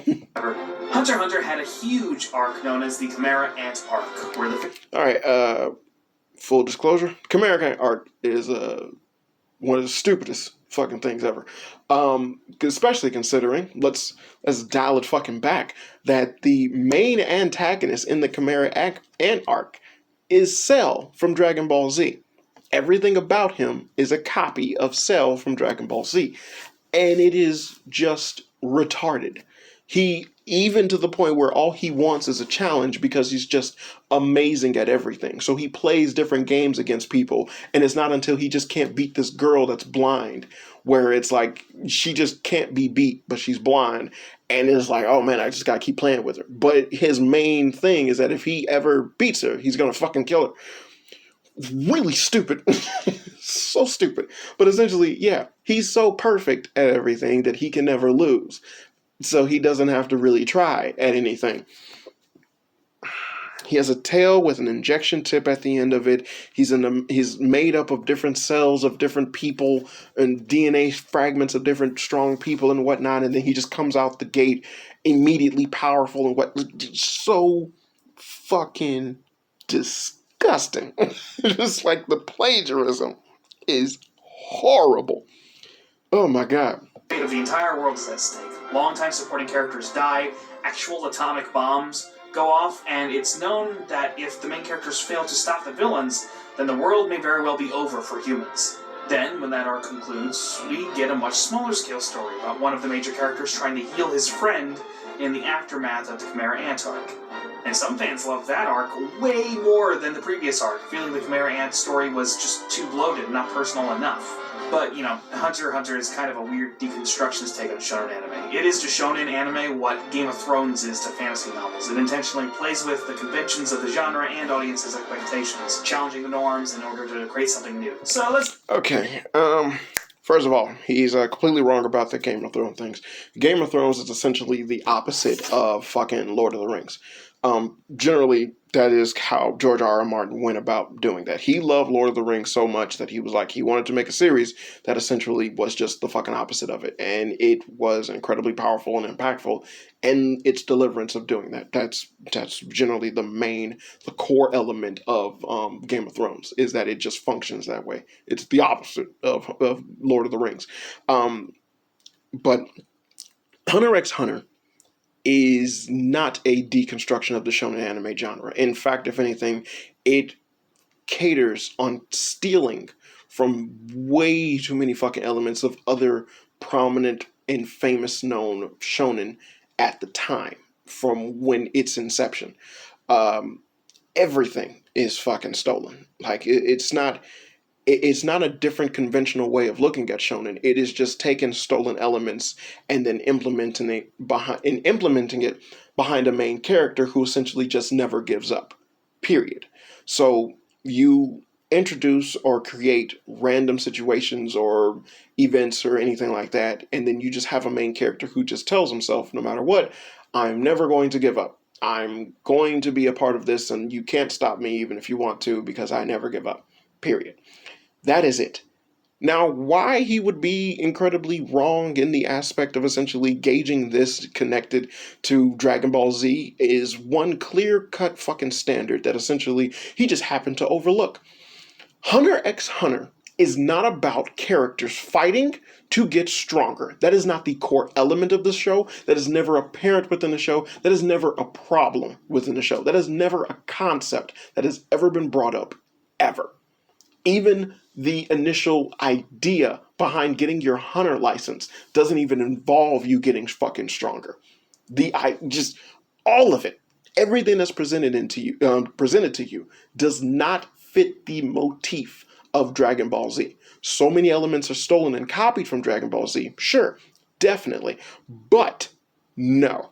Hell, Gon even makes his attack power based off of it's the Janken Fist, rock paper scissors, classic. That's what they call it in Japanese and whatever. But that is literally an attack pattern setup that Goku uses within the beginning of Dragon Ball. I am not lying to you. That it was fucking taught to him by Gohan. He does it all the time. It's called rock scissors paper. You can do it with Kid Goku in one of the fucking Budokai games. I want to say Budokai 3. I believe Budokai 3. It's a known move that Goku can do, and then Gon uses it as his major source of power within the rest of the fucking series. God, I hate Hunter x Hunter. But Hunter x Hunter is built around and based upon random situations and events that just happen vicariously throughout the entire series. The characters themselves don't even get involved in anything unless it's apparent that they need to get involved into something. Hell, Gong and Killa are so out of place within the Chimera Ant arc. It's fucking ridiculous. And then the Chimera Ant arc itself ends in an unceremoniously dumb way.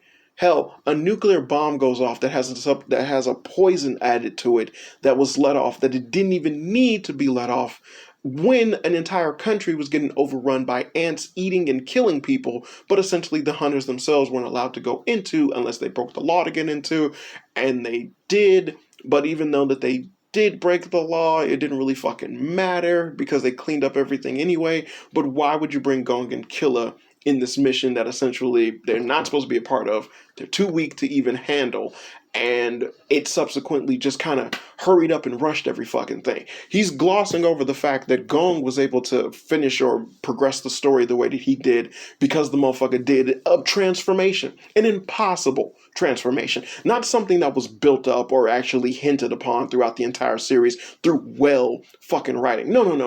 The main character was just so angry that he made himself become his future self in order to fight a character because he's not strong to fight them currently. That's fucking retarded.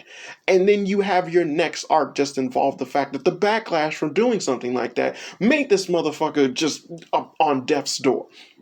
So, it's just so incredibly stupid. The everything about it is bad and it is wrong. It didn't do anything clever. It doesn't have unconventional ways of tackling the shonen anime series, and it for damn sure shouldn't be looked upon as if it's the Game of Thrones to fantasy novels as is like as it's the as Hunter x Hunter is to fucking shonen. By all means, no. It follows the same motifs, the same ideals, and the same idiotic concepts as every other shonen. It does everything the exact same way. It's not unconventional at all. If anything, they just have a lot of edgy moments because they have characters that are totally okay with killing. A known faux pas within shonen. That doesn't make you unconventional. That just makes you edgy. And then by today's standards, when you have something like Jujutsu Kaisen or Chainsaw Man, which literally just revolve around murder, blood, and guts and shit like that, or Attack on Titan, you really see that essentially Hunter x Hunter isn't unconventional at all. It's damn near the same as the rest of those. So, but those are also counted and they handle shonen exactly the fucking same. They're not different. It's not different. It's not unconventional. It's the same. It's exactly the same. But its story structure, its characters, and its constant reasoning behind everything is just so bloated and fucking stupid because it doesn't have any substance behind it. You have the main characters in situations that essentially they don't need to be in, but they put themselves in on purpose for no reason, and you sit there and tell me that this is a great story, I'm inclined to tell you that this is fucking stupid. Adding a power system, adding a energy based system, or even having fights that essentially need this incredibly bloated and convoluted concept in order to be explained to the viewer, that then later on is just kind of shoved to the wayside, and you're just supposed to believe that, no, it all totally makes sense. I can tell you that my power runs around this power scaling or system or whatnot. But realistically, whatever that power is that I created is what the problem is. It doesn't matter what system it's created or next to, because that doesn't do any fucking thing. It just is a basis underlined for what my power is capable of doing. But you don't need to know that information in order for you to defeat somebody. It's just stupid. God damn it. Hell, they even go about the fact that you have to put energy into your eyes in order for you to see other people's powers. But that is a thing that you cannot currently do all the time while your power is activated. So then how the fuck does the series actually have people do that? Oh, did you just forget that that was a rule that you set up? Fuck you. Convoluted, ridiculous mess of a story, stupid ass concept of characters, a horrible power system, and an incredibly arduous, long explanation of just the most inconsequential pieces of information I have ever fucking seen within an anime. It's a bloated mess of a concept, of a story, and it is just disgusting. Remember during the Chimera Ant arc when they kept talking about that gang leader who essentially was shadow running the entire country? What the fuck happened to him? Oh yeah, he died and no one knows what happened to him. So why did it seem to just bring in so much information talking about the dude if it really didn't fucking matter whatever happened to him? I have no earthly idea, but it did, and it was a waste of information. It was incredibly stupid, and it was just dumb. That's all that Hunter x Hunter did, was just have dumb things brought to your attention.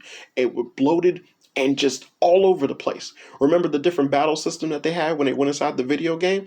Did you really need to know the minutia of the card game details, since how they were just going to eventually get over it? No, because they got over it. So you just could have seen things play out like a fucking Yu-Gi-Oh game where everything was simplistic. So why go through so much arduous detail if you weren't really going to stick with this for a long period of time, or get characters interested in exactly how the battle system itself went? You kind of had like a few little things going on, and then you immediately changed to other games that were played in order to handle the card game as well. I don't know. Maybe just like convoluted shit thrown onto your story. I'm ranting about this because I fucking hate it. God, I fucking hate it. Can't stand Hunter x Hunter. But again, Hunter x Hunter is built around the weird. It is built around the odd. It is built around the stupidity. It has that shit going for it.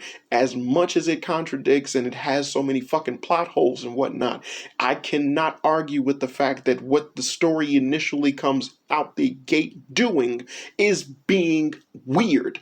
So, when they do weird shit, I can't argue with that. Whether or not it fits within the confines of a story, by all means, yeah, I can call that shit out all day, every day. But Dragon Ball Z is a different beast entirely, as that anime does not have such a problem. That anime comes out the gate telling you this is about fighting. That anime comes out the gate telling you this is about characters getting stronger when they fight. That anime consistently showcases that characters fight, get stronger, they fight, get stronger.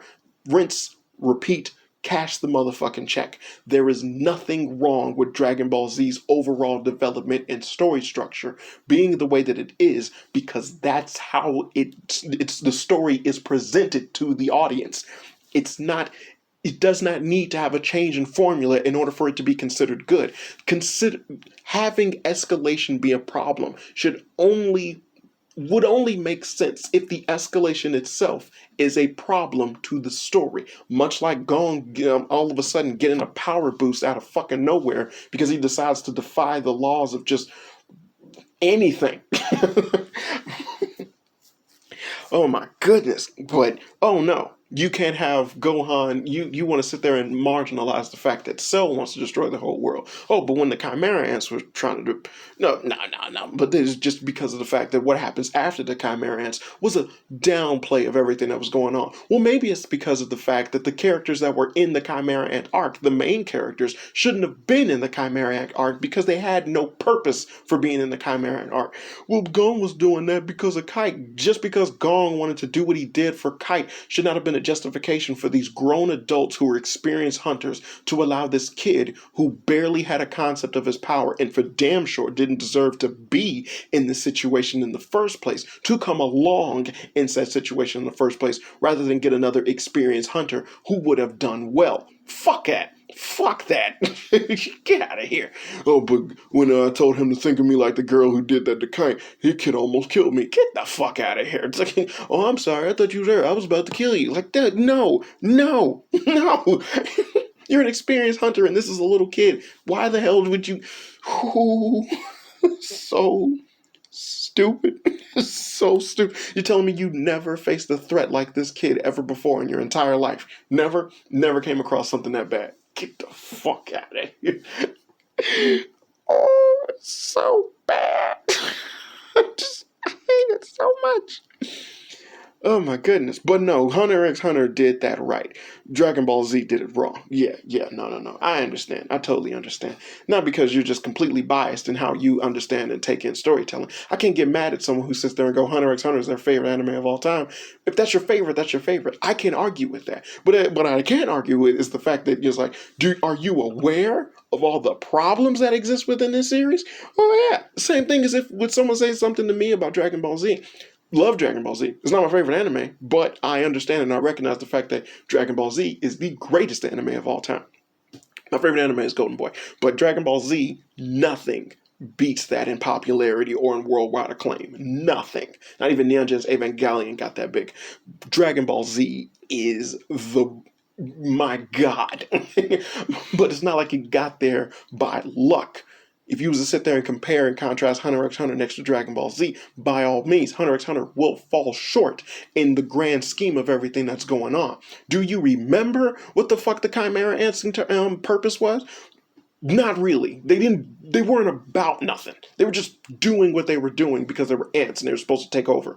Did that matter within the grand scheme of everything? Not really, because the king got swayed by a little blonde girl who was playing a game and she kept beating him in. So he wasn't as perfect as he thought he was. So what exactly was their purpose? What was their point? The main characters didn't even really fight those guys in the first place. So then there was really no character development for anything that they had going on. Gon and Killer already cared about each other before that moment even happened. And by the time the Chimera Ant arc was over with, only thing that you got out of it between Gon and Killer is that Gon almost killed himself and Killer basically can have a lightning ability. That was it. That was all their progression ever did. So this whole character concept that you're bringing up was utterly pointless within the Chimera Ant arc because nothing of significance happened to the main characters who were actually important. Side characters getting killed off after they were immediately introduced in order to be in said arc, who the fuck cares? They're side characters that just shown up. They were there to die. They were born to die. That was it. Jesus Christ, what the fuck? You guys have no idea how much I hate Hunter x Hunter. But it's just saying that is beyond stupid. My God, is that stupid? I think I need another break. I need more drink. I'm running out. I'm getting low. Whew. Well, now that I calmed down, I guess it's time to get back into it. It intentionally plays with the conventions of the genre and audience's expectations, challenging the norms in order to create something new. So let's take a look at some more mainstream stories. Okay. Showing images of One Piece. I won't deny I'm a One Piece fan. I am a One Piece fan, but I have to admit that I have my own problems with One Piece. Even among doing this episode, currently the Wano arc is going on within the anime and the manga. And I'm going to do a episode, A Fun with Flame, talking about that. But I actually don't like the Wano arc. I feel it's like one of the weakest within the series, realistically. But I just some forewarning. I know my shit when it comes to One Piece. So let's see how he structures this bad boy. I recently finally experienced the story of One Piece by Eiichiro Oda, and he escalates and de-escalates the stakes constantly, but it's always made personal to the main characters, and that makes almost every story feel like it matters more. See, now, again, you're seeing his personal preference being slide in here, right? You know, escalating and de-escalating the story doesn't mean anything. That doesn't change a story. Look how big of a fucking deal Thanos was in the MCU. Sorry to go back to the MCU, but look how big of a fucking deal Thanos was within the MCU. What was Thanos' overall main goal? You know, what was he accomplished? What was he trying to accomplish? What was he trying to do? But what you saw happen to enable that overall goal and overall vision. You've seen different movies of different moments have different value that equated to allowing Thanos to do what he did. It didn't change. It's not like it didn't change anything, but it didn't diminish the story overall simply because of the fact that things weren't de-escalated or whatnot. Look at everything else within the MCU. The current movies that are coming out and whatnot, they're not on the same level as Thanos' threat. But there are elements that they're doing in order to sit there and try to justify that concept or to make a bigger threat. And then that's actually being taken as a negative aspect because it's not coming off with the same creativity or the wonder that the other one did with its fantastic characters and things like that. You just have way too many plot holes and contradictions going around that's just making everything kind of fucked up. But the overall escalation of everything that took place within the MCU to build upon Thanos' inevitable arrival didn't diminish the story. There was never any moment when I was like, oh my God, this just keeps getting more and more of a threat. leading up to Thanos, like I'm so bored with it. Like, no, motherfucker. It's like it's just it's so weird that that's like his major problem is the fact that the story itself needed a moment to just die down the overall threat. But that's again, you're kind of missing the point of what those stories initially entail. This is almost arguing about the fact is like, man, I was just really glad looking at One Piece when they just stopped doing pirate shit. But it's like it's built around pirate shit. That should never be a problem when looking at this. That's what this is about. This is about pirates. So whenever they deviate away from the pirate shit, having that be your highlight means that you're looking at the wrong fucking thing, dude.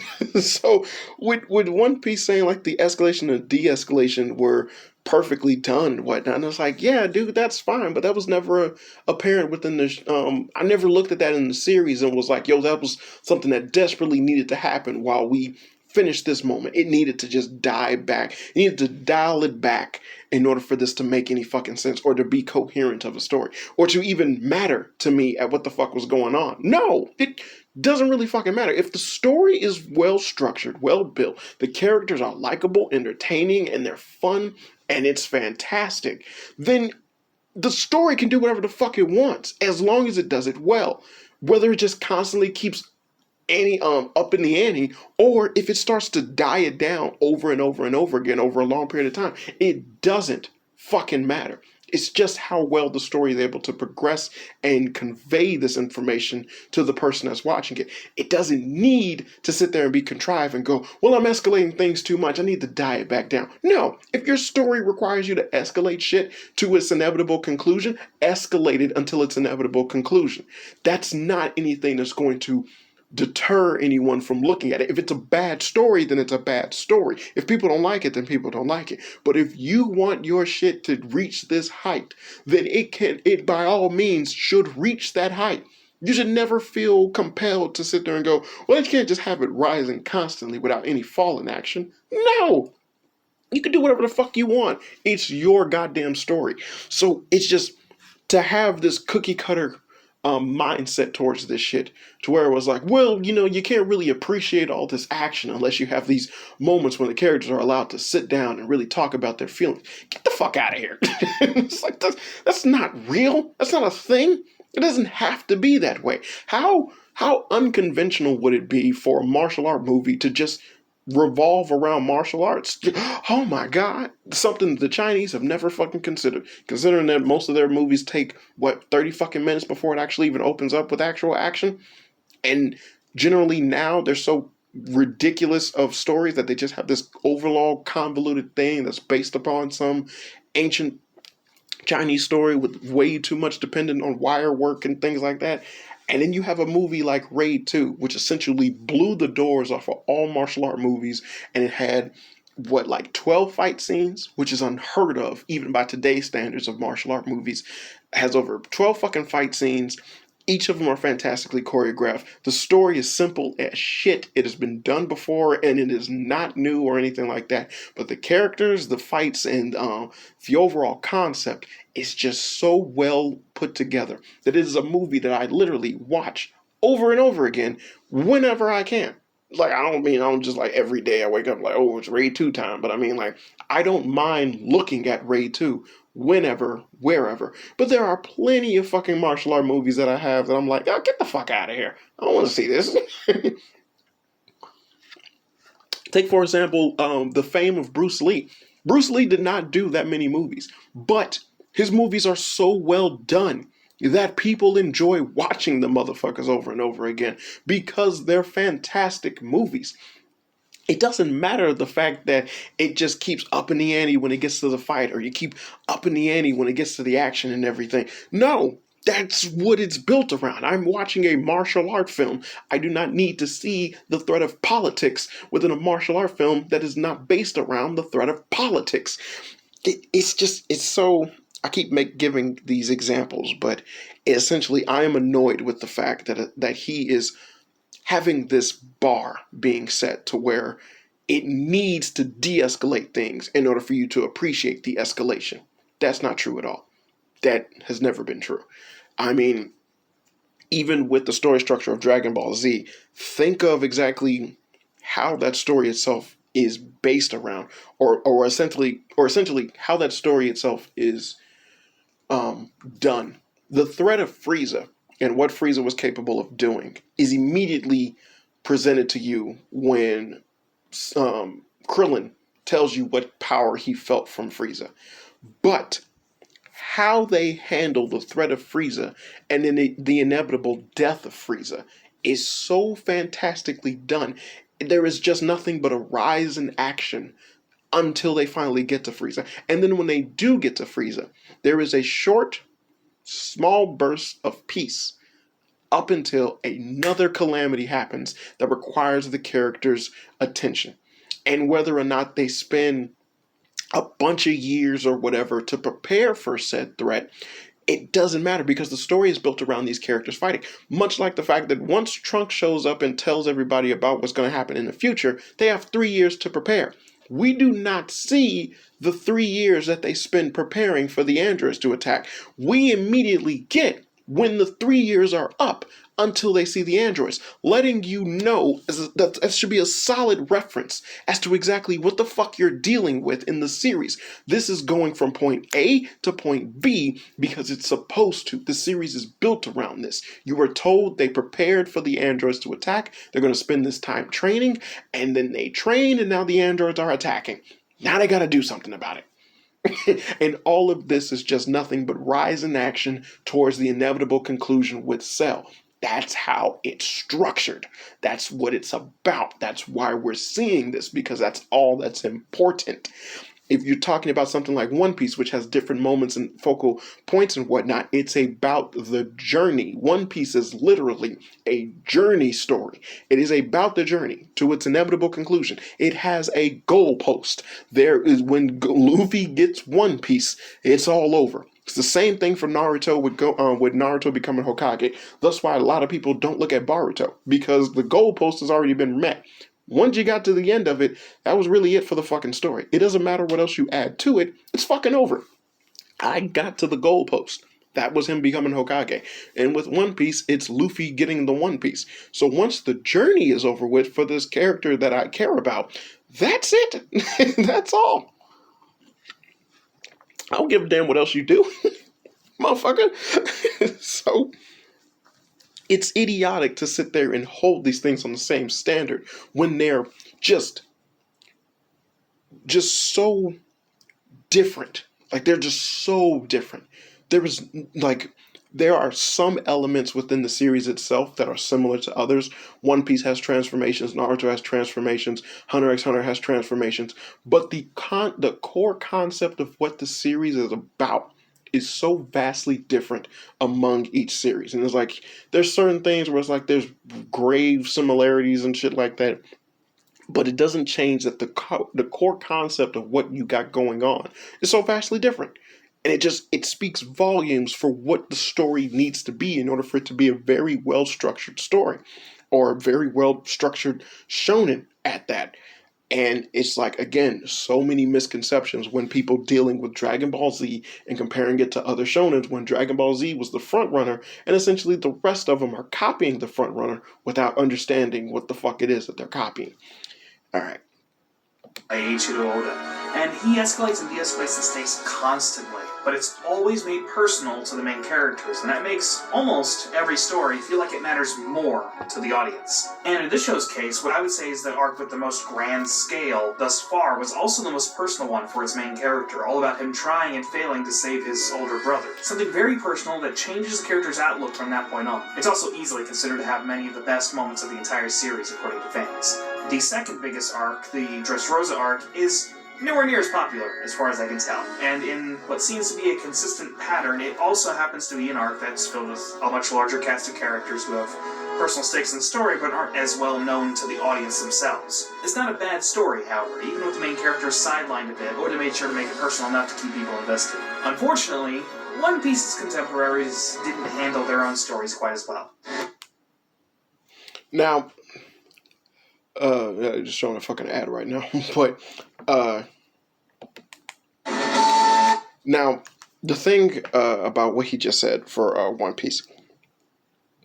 Again, there's a lot of personal shit he got going on from like his perspective and point of view.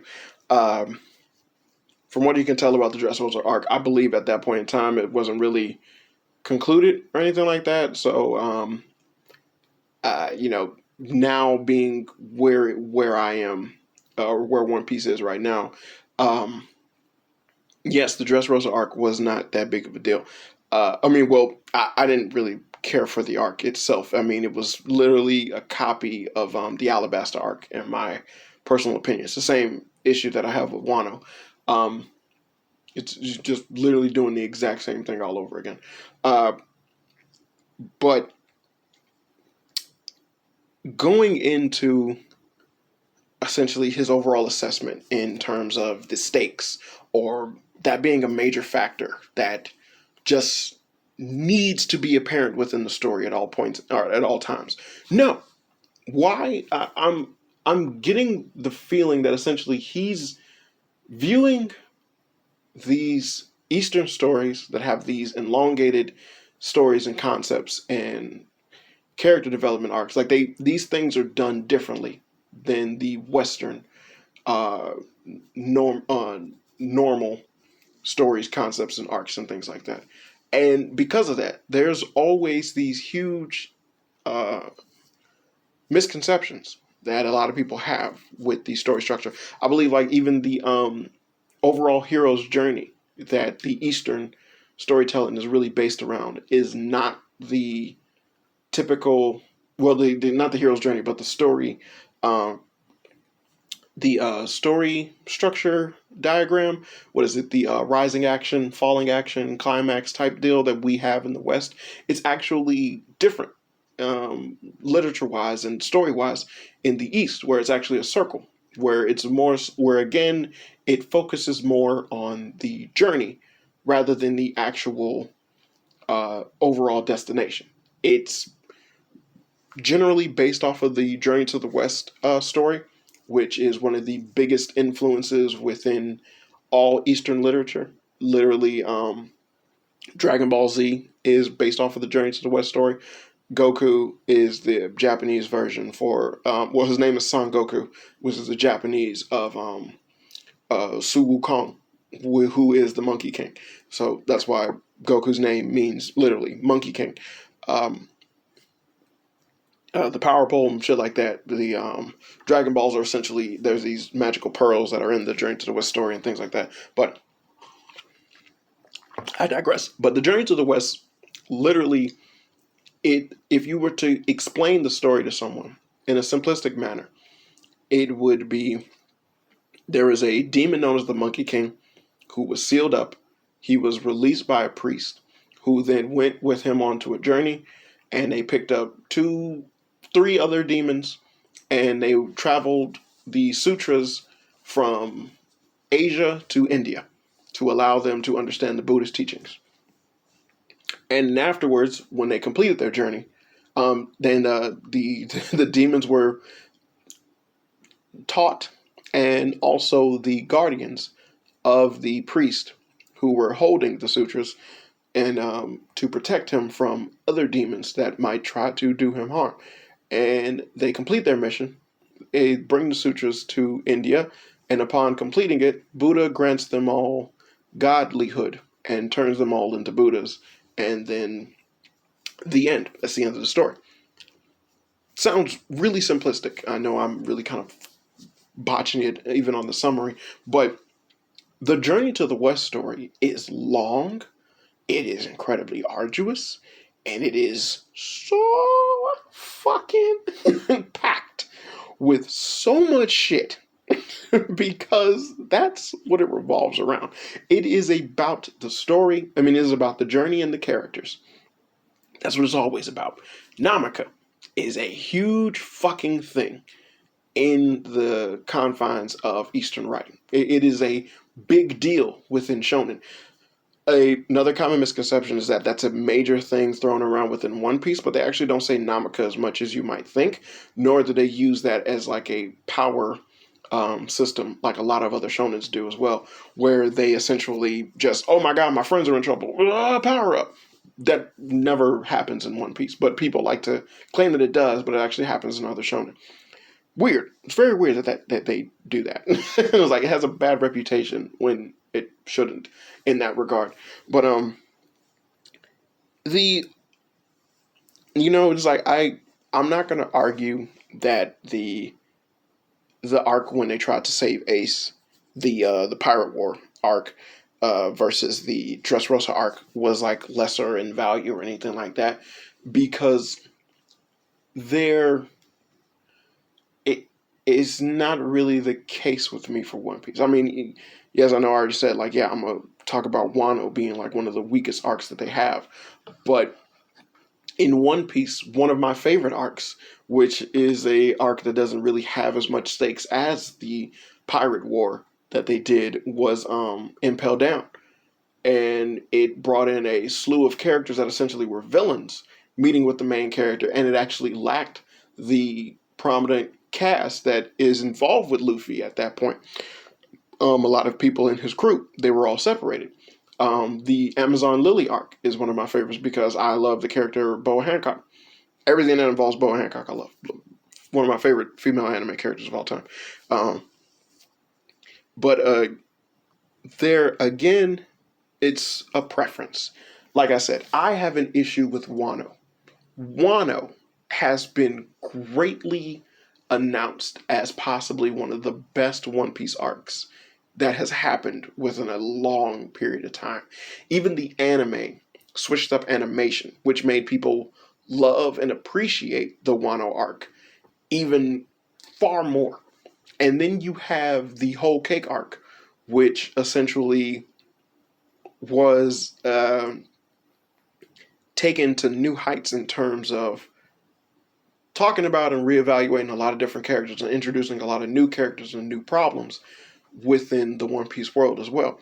But One Piece itself is generated and structured around having so many important elements just slushed around everywhere, and it's like him talking about the characters and, what was going on. It's like, well, when you consider the Pirate War arc in conjunction to Dressrosa, in Dressrosa, they introduced new characters. In the Pirate War arc, you were dealing with older characters you have seen throughout the entire series being brought over and showcased in a brand new light up into a moment where essentially it was a free for all for a bunch of characters to die. There was far more going on. There was far more of an importance and a build up to the Pirate War arc rather than what happened in Dressrosa. Dressrosa was just another moment of them visiting another island, but the Pirate War was something that has been built up since the Amazon Lily arc, the Impel Down arc, and then eventually the Pirate War arc, which all started from the Archipelago arc when Luffy initially got separated from his crew in the first place, which also was built upon Ace's inevitable fight and clash with Blackbeard when that first happened. So different elements built up to what happened to the Pirate War arc, but Dressrosa they kind of just went there, So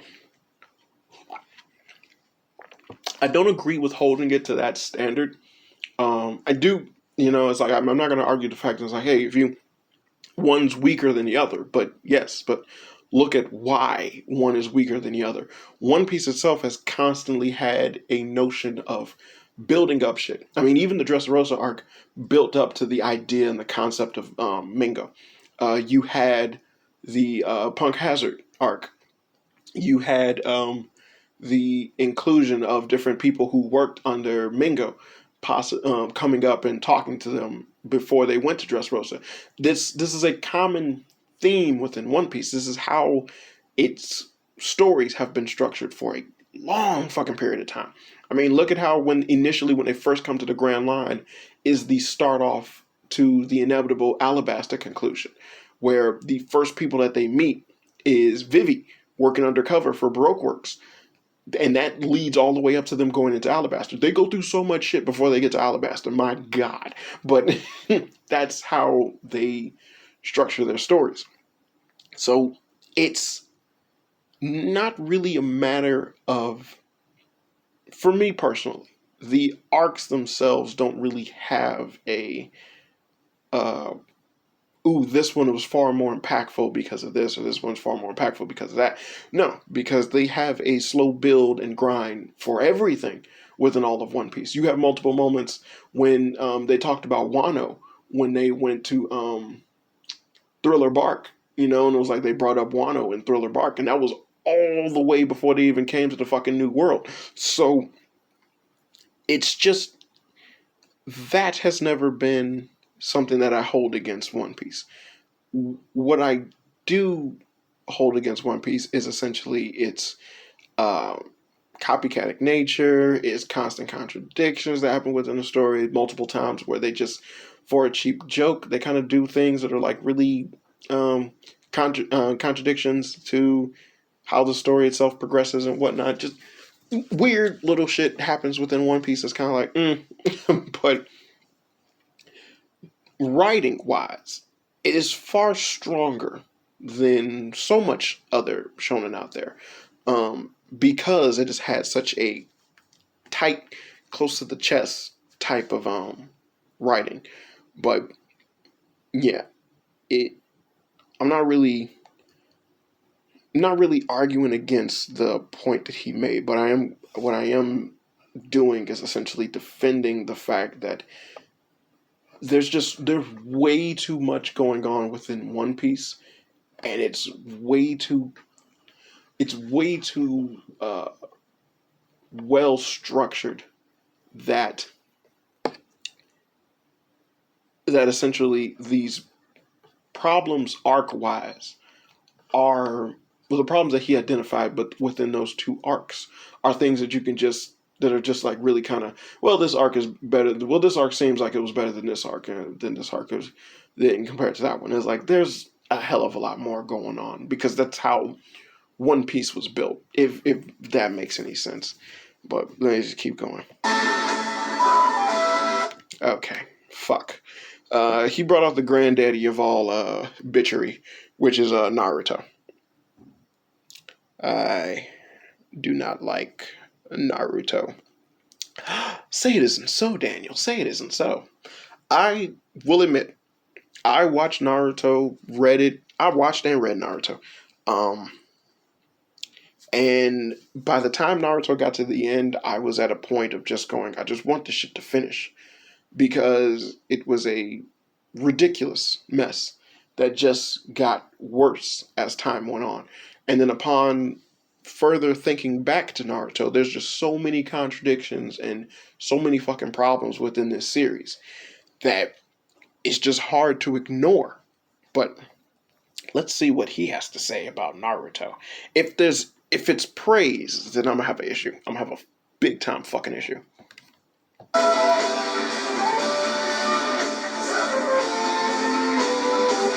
Naruto did its best to keep the stakes personal at the heart of it, and managed to do so adequately, even up to the very end in many cases. The first major arc was small by nature and was more about Team 7's personal growth as ninja than anything else. The Chunin exams arc grew in scale, but was filled with smaller, more personal stories about each of the kids. See, and again, it's like, it's hard to sit here and listen to this, because it's like, he just generally has an issue with scaling.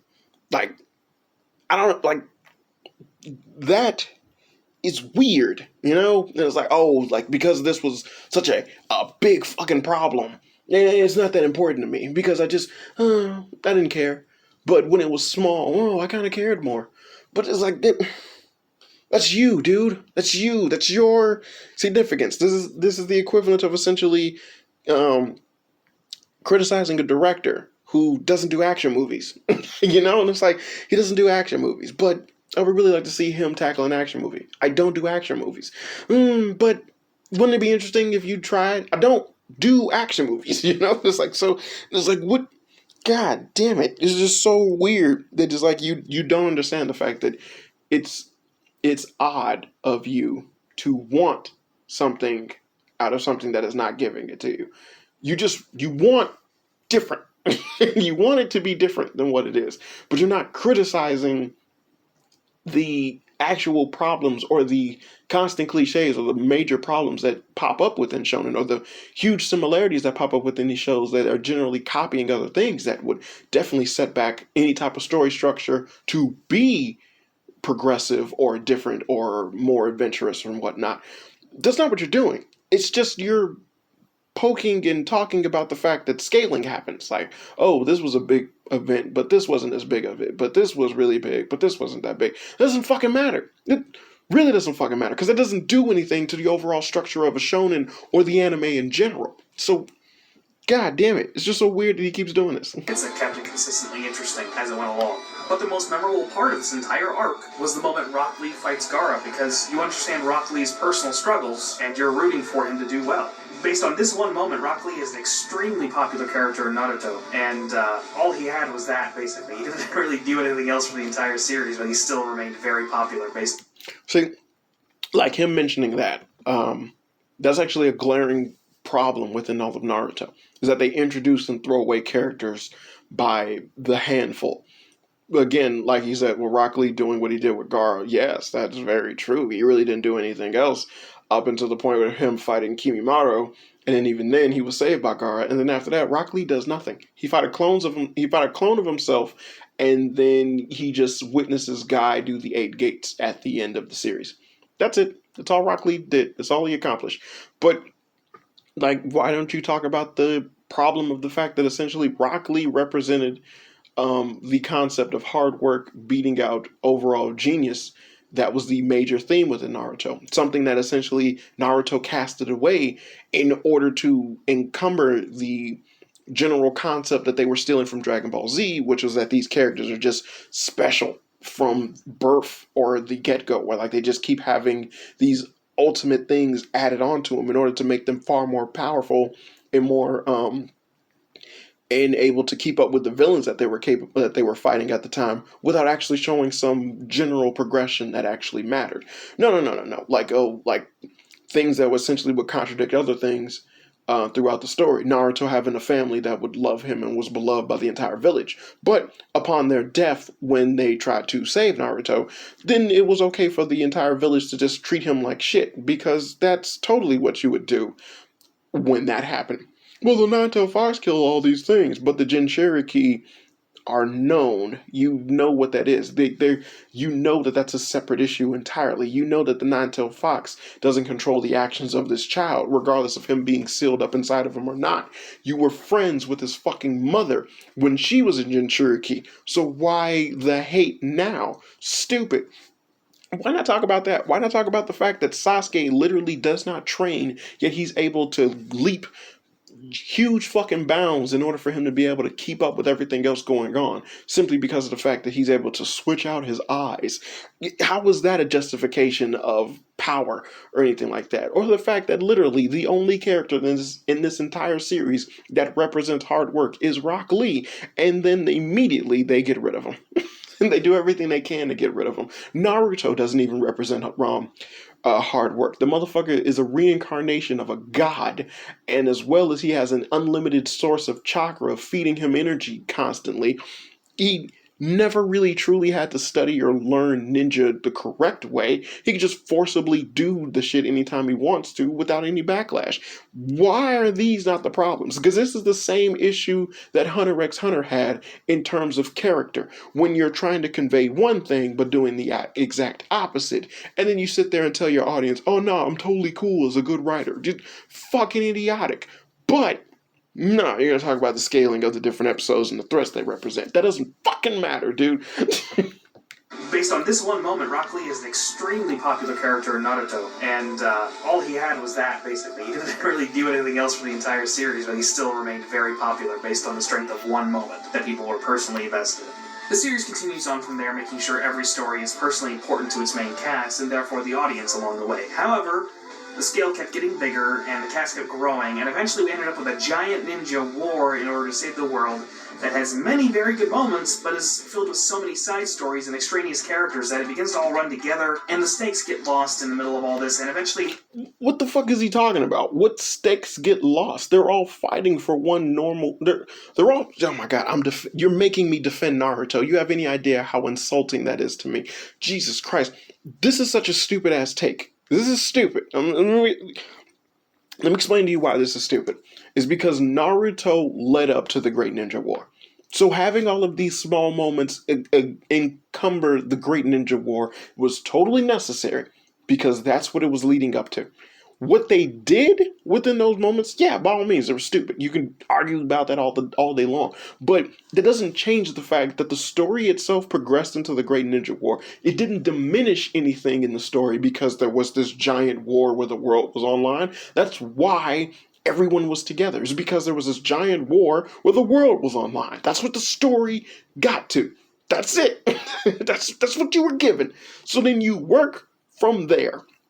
The issues of the characters and all of this shit going on and whatnot, well, you just yourself admitted to the fact that they had a character that they didn't do anything with as the series progressed. Well, why don't you argue with the fact that this is a common thing within Shonen, where they sit there and they make their cast way too big and convoluted for them to actually matter within the forefront of other characters, because the main cast will always be the main cast, but these side characters do shit that just doesn't fucking matter. You see this shit all the time in like fucking Yu-Gi-Oh! Where there's just so many different people dueling. You sit there and start to wonder, who the fuck cares? Because no matter what, Yugi's gonna win this tournament. He has to win this tournament. He's the king of fucking games. See what I'm saying? It's like, it doesn't really fucking matter how many people you add to the cast if the only person that I'm rooting for is the only person that's not on screen. I don't really care. Why are you talking about that being the problem? That they don't actually have you invested in any of these characters. They just plop them into the story in order to sit there and flesh out and stretch out a bunch of shit. Did you know Itachi had a made-up friend in the anime that's not even in the fucking manga? Like, that is something that generally you would look at and go, well, that's a problem with that being included into the story when it wasn't asked for or anything like that, but otherwise was just ignored outright within the manga because it didn't hold any importance whatsoever. Wouldn't that mean that there's a clear distinction between the anime and the manga? Another common shonen problem? Whereas, like, because the studios demand more episodes and more screen time and more shit to be done, or they actually catch up to the anime, they include these ridiculous fillers that stretch out shit and add convoluted reasoning behind the rest of the anime that essentially follows throughout the anime, but the manga is none the wiser. Why aren't you talking about that shit? Those are shonen anime problems. But this shit, you talking about the escalation, that is not a problem. That can be a problem within different shows and how their execution towards it, but it's not that variant of a problem. And by all means, it's not the only fucking problem that happens within shonen anime. And I know your title is the biggest problem, but this shit is not the biggest problem. This is a variant of your personal preference when dealing with the storytelling elements presented to you within different shonen. Just because that they have this giant, overwhelming, world-ending situation going on, for some reason, you don't care for that shit. But that does not mean that the story itself is bad or in the wrong for doing so. You personally just don't fucking like that. This is so goddamn stupid. This is so goddamn stupid. The ending of the Great Ninja War, or what they did with the Great Ninja War, is in all standards and factors, fucking stupid. What they were doing and what Naruto had progressed into and what they were trying to accomplish was for goddamn ridiculous. This is for goddamn ridiculous. No, this is for goddamn ridiculous.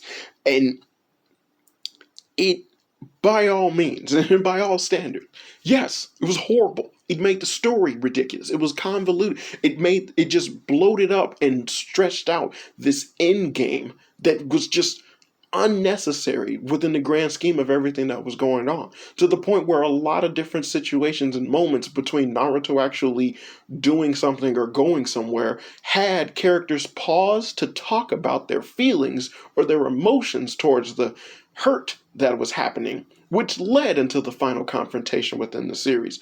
Those are things that were greatly ruining Naruto. But it wasn't the escalation. The escalation was just what the story was leading into. It was always building up to some final grand confrontation behind Madara, because the story itself just kept running under the idea of, yeah, there's someone pulling the strings. There's someone pulling the strings behind the person pulling the strings. There's someone pulling the strings behind the person pulling the strings. Behind the person pulling the strings.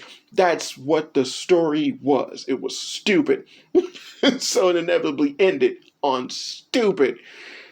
Jesus Christ. Oh my God. It's not that the escalation was the problem. The story was terribly written. The characters were horribly developed. Everything that they had going for it that was good within the beginning was immediately annexed in order to make way for the giant, fast-paced, in-your-face action that they got at the end, which was far too similar to Dragon Ball Z than the inevitable slow and far more controlled concept of techniques that they presented within the beginning. Why? Because Naruto decided to use style over substance, a common fucking Chinese practice within their comics and their donghua and cartoons and anime and shit like that within Chinese stuff and Korean stuff sometimes as well. But it's just where it's just essentially just style trumps everything. It doesn't matter what the hell the story got going on. It doesn't matter how stupid of a situation is or how we need to connect this part to this part. As long as you got style, you can make up for everything else. But fuck out of here. Or in order to save the world, that has many very good moments, but is filled with so many side stories and extraneous characters that it begins to all run together, and the stakes get lost in the middle of all this, and eventually it just becomes much harder to stay invested. I read Naruto all the way to the end, but it was purely out of wanting to see the story of the characters I grew up with conclude. No, I agree with him on that, because that's the same reason why I finished reading Naruto. But again, my falling out with Naruto was not because that I had an issue with the escalation of what was going on. I had an issue with all of Naruto. The story, the characters, the overall progression. I got pissed when Hinata finally admitted that she liked Naruto, and then the series itself completely forgot that that happened, and then had Sakura tell Naruto that she liked him in order to get him to stop chasing after Sasuke. And never having a moment where Naruto acknowledged, confronted, or even talked to Hinata after her confession, and him literally losing his shit when he thought she died. That's when I was like, yeah, Naruto can go fuck itself. Because that was like a moment I've been waiting for, and the series itself treated it as if, whatever. Well, fuck. That kind of being a chore. Bleach, it handled this much worse. Now, considering the route of the shonen that he's showing and what he's showing, I am concerned. Because a lot of this shit has been things that you've seen on Toonami or Adult Swim, and have been, so far since introducing Bleach, and now he's talked about Bleach. Those are the big three. But then he also talked about Hunter x Hunter, which at the time of this, which was like 2017, should have been an anime, should have been, it was the anime that was out, but that was the fad anime. Not really the longevity, big hitter like the big three or Dragon Ball Z, if you will. Hunter x Hunter pales in comparison connected to them. It's weird that he would even, essentially he held Hunter x Hunter in higher acclaim rather than everything else, but in a higher acclaim, really. But again, like I said, I'm worried. I don't remember, but I feel as if this is going to end talking about JoJo, and I don't want it to, because there's so much wrong with JoJo. But it feels as if that might be where his preference lies, is in an anime that's structured like JoJo. But And if it is, like, I'll get to it, because, like, again, I'm trying to remember from what I saw, but it was so long ago. But I'm feeling that that's where his preferences lie.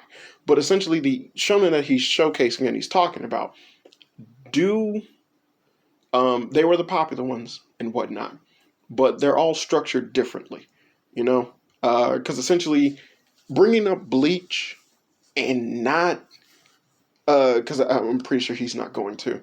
But a wonderful comparison to Bleach would be Yu Yu Hakusho, which essentially fits the motif of everything that he's talking about within the escalation and whatnot. But I don't think he's going to talk about that. Um, and if anything like that, that really encumbers the whole. Like, I mean, well, Bleach is really like a big time copy of Yu Yu Hakusho. I mean, it doesn't copy blatantly or outright or anything like that, but it's similar. It's similar in a lot of aspects. Uh, Hell, even Ichigo basically having a hollow power similar to Yusuke being part demon. Get the fuck out of here. But like, it's similar. It's very similar. Um, the delinquent S attitude towards things. Come on, dude. But yeah, that's a thing. That's a thing. But now, let's not forget in terms of getting into Bleach. Full disclosure, I hold no love for Bleach, but I know enough about it. It's one of the big three. If you watch Naruto, One Piece, you fucking watch Bleach as well. But I won't act like Bleach doesn't have Bleach has a lot of fucking problems, but Bleach was done under the creator's intent of just essentially drawing cool shit. And this is in no way, shape, or form an excuse. I like saying this because it's understandable when you look at the artwork done in Bleach. Much like the stuff done in Berserk, you would sit there and look at it and be like, yo, fucking love went into drawing this shit. And it's like, yes, it did. And then you get into Bleach's story and it's like, yo, fucking nonsense was brought into this. And it's like, yes, it was. But man, was there love into drawing this. And that's that's just a disclosure over on Bleach's part. But yeah, there's plenty of things wrong with Bleach. But let's see what he's talking about. That where again, I'm pretty sure he's going to go into escalation. Well, I get that that's the main theme of this video, but it's not. You're not proving that to be bad. You're just proving it to be something that you generally don't like in your anime. And then it's like, motherfucker, stop watching Shonen it. Like, because like they escalate problems. That's kind of how that structure is built upon. Or like that's what the animes themselves build their structures around. Hell, even him mentioning One Piece, he didn't get into the fact that One Piece had a fantastic way of evaluating character strength and growth without having the need of upping the ante of a villain. There's multiple moments in One Piece where essentially they tackle or they fight someone that's just way out of their league and they lose. And then you sit there and have them essentially go back and be reevaluated and then essentially go into a situation where they're dealing with other people or other problems. Multiple times that happens in One Piece, and this fantastic storytelling.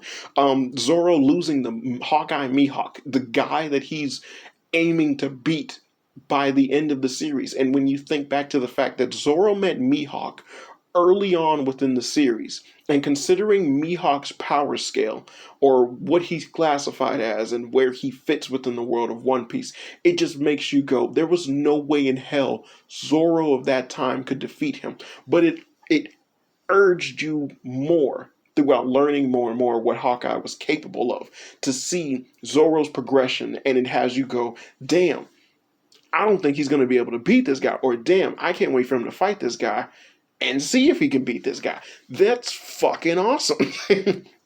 His dream was so far out of his reach when he first met him, but now we're seeing him gain that level to be there. But seeing Zoro essentially get stronger in comparison to Luffy, who's on a journey to just find his dream. Totally different fucking things, but they're both on the same fucking path.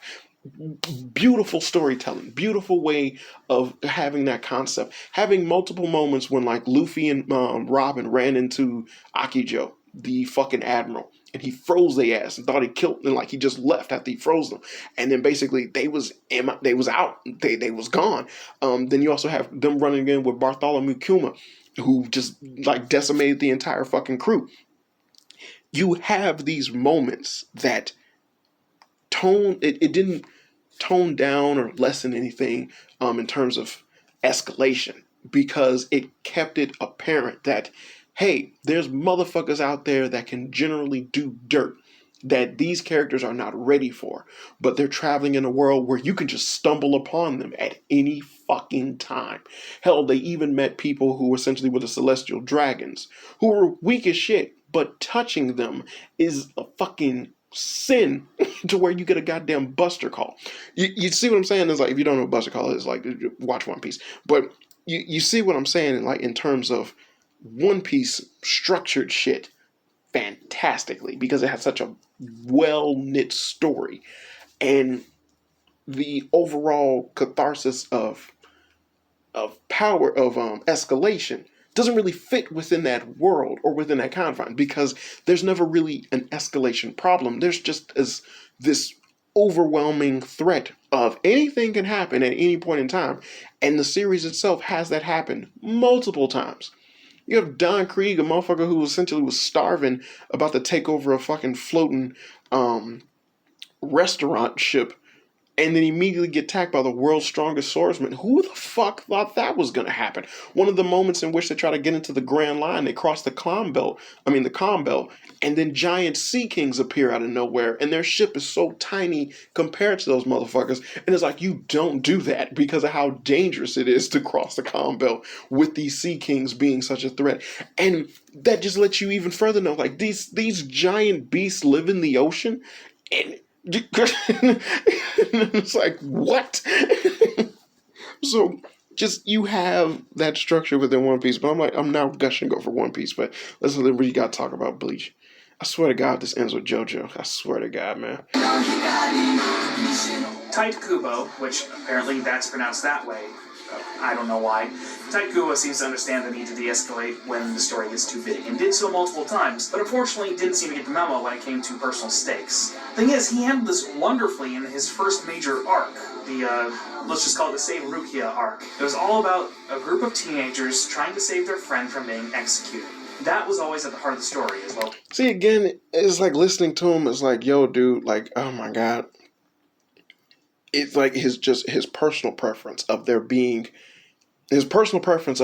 personal, of the stakes being something that the characters have to generally care about, or the situation of the story and everything taking place in a way where it fits in a far more closed net structure than being this grand gesture.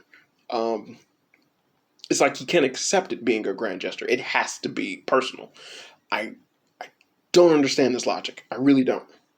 I mean, I'm not excusing Bleach or anything like that, because even the concept of what was going on with Rukia is questionable at best. But overall, Ichigo's reason behind it was just like, yeah, I owe her. Like, her getting killed because she did what she did for me to help out my family. You know, for me, in order for me to help out my family, it's wrong for her to get murdered. Sure, cool, I understand that. What takes place because of this is like, what? But that's besides the point. But it's just that I don't agree with the idea that many of the other things that happened within Bleach, especially even before they went to go save Rukia, were things that essentially weren't as well done, well written, or just far more meaningful. And it's like, no, it's raised the stakes, and it's just this weird opposition he has towards escalation. I don't understand it, because it's like, it's structured this way. Why? Ugh.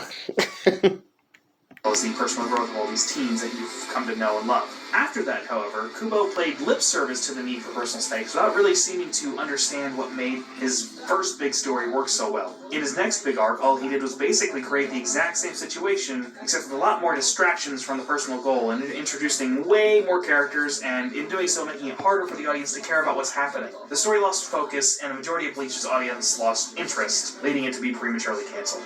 However, I believe things... It was not prematurely canceled. At that point in time, Bleach's manga was over with. This is the same thing that well, it's not, the manga wasn't over with, but literally the same thing happened to Fairy Tail, where essentially the interest in the viewership in the manga is over, and then they just flat out drop it. And with Fairy Tail, it was like much deserved, but with Bleach, it was kind of like really didn't understand exactly where he wanted his story to go, because he didn't really have a plan for this story. It kind of was just all over the place. Literally, one of the reasons why like he just redid the exact same story all over again is because like, yeah, the story was not this dude's strong suit. This is not an excuse. This was one of the worst things about Bleach, is because of how boring and stupid that concept got. That it just was like, oh, let's redo the Rukia thing all over again, but this time with Orihime. Instead of the Soul Reapers, you now have the Espadas. Ooh. And now the Soul Reapers, who used to be the bad guys, are now the good guys. Ooh. But again, that's shonen. Enemies becoming friends, friends becoming enemies. That's a classic theme or a common trope within shonen, and it's done all the time. If anything, I would say that's a bigger problem within shonen than anything else. But it is, well, I would say the one of the biggest problems is having a main character that is meant to be idiot and like just always an idiot, like never thinking or smart or anything like that, but like they're just super stupid. It's like, oh man, ugh. But Bleach is a very weak contender, and Jesus Christ, and even being considered good, of a good shonen. It just luckily was able to coast off of the heels of the big three. At that point in time, Bleach's popularity and rise was greatly contributed to the fact that it was around the time when a lot of American audience was getting introduced and learning to appreciate anime. This is more so brought on by Naruto more than anything else, more than any of the other three. 4Kids was like fucking up One Piece royally. I mean, like fucking it with a strap on with spikes on it, but it still was a big deal. But hell, the proof is in the pudding. The fact that like One Piece is like one of the biggest animes in the world right now, but Americans don't really get how big One Piece is. Totally fine, but One Piece is huge. But just Americans just really don't get it. But it is Bleach coasted off of the fact that like, hey, a lot of people are getting interested in anime, and a lot of people essentially, especially a perfect term for using these motherfuckers, Narutards, loved anything that was under the shonen umbrella. So as long as it was shonen, or it was under something that you could essentially see, most likely Cartoon Network, motherfuckers watched it. And Bleach was one of said shows. And the thing is that it was pushed by that generation that was thirsty for any type of anime content, period, rather than being pushed by a community that demanded better from the content that they were presented. No, all they demanded was just content. It didn't matter how, didn't matter where, they just demanded content. One of the reasons why Naruto was such a weak story after a while, or it started to basically go against its own initial concepts. In the beginning of Naruto, doing big time jutsus required long hand symbols, but then as the series progresses, motherfucker was able to do these ridiculous jutsus without any hand symbols whatsoever. They just did shit. But again, that's Naruto's fucking problem. But Bleach had Bleach did not deserve to be as popular as it was. Sadly to say, I liked Bleach when I watched it. You know, it was fine. I'm okay with Bleach. Things that happened in Bleach were interesting and cool as hell. Hell, some of my favorite AMVs are made of Bleach, but Bleach was weak in comparison to the rest of the shows. It was not there overall. It was not well thought out. It was not well put together.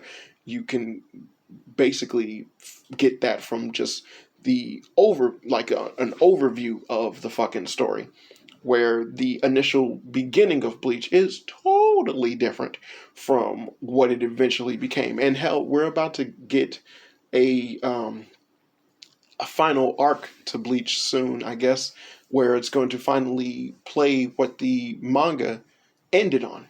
And that's cool and all, but even that storyline is just really fucking stupid.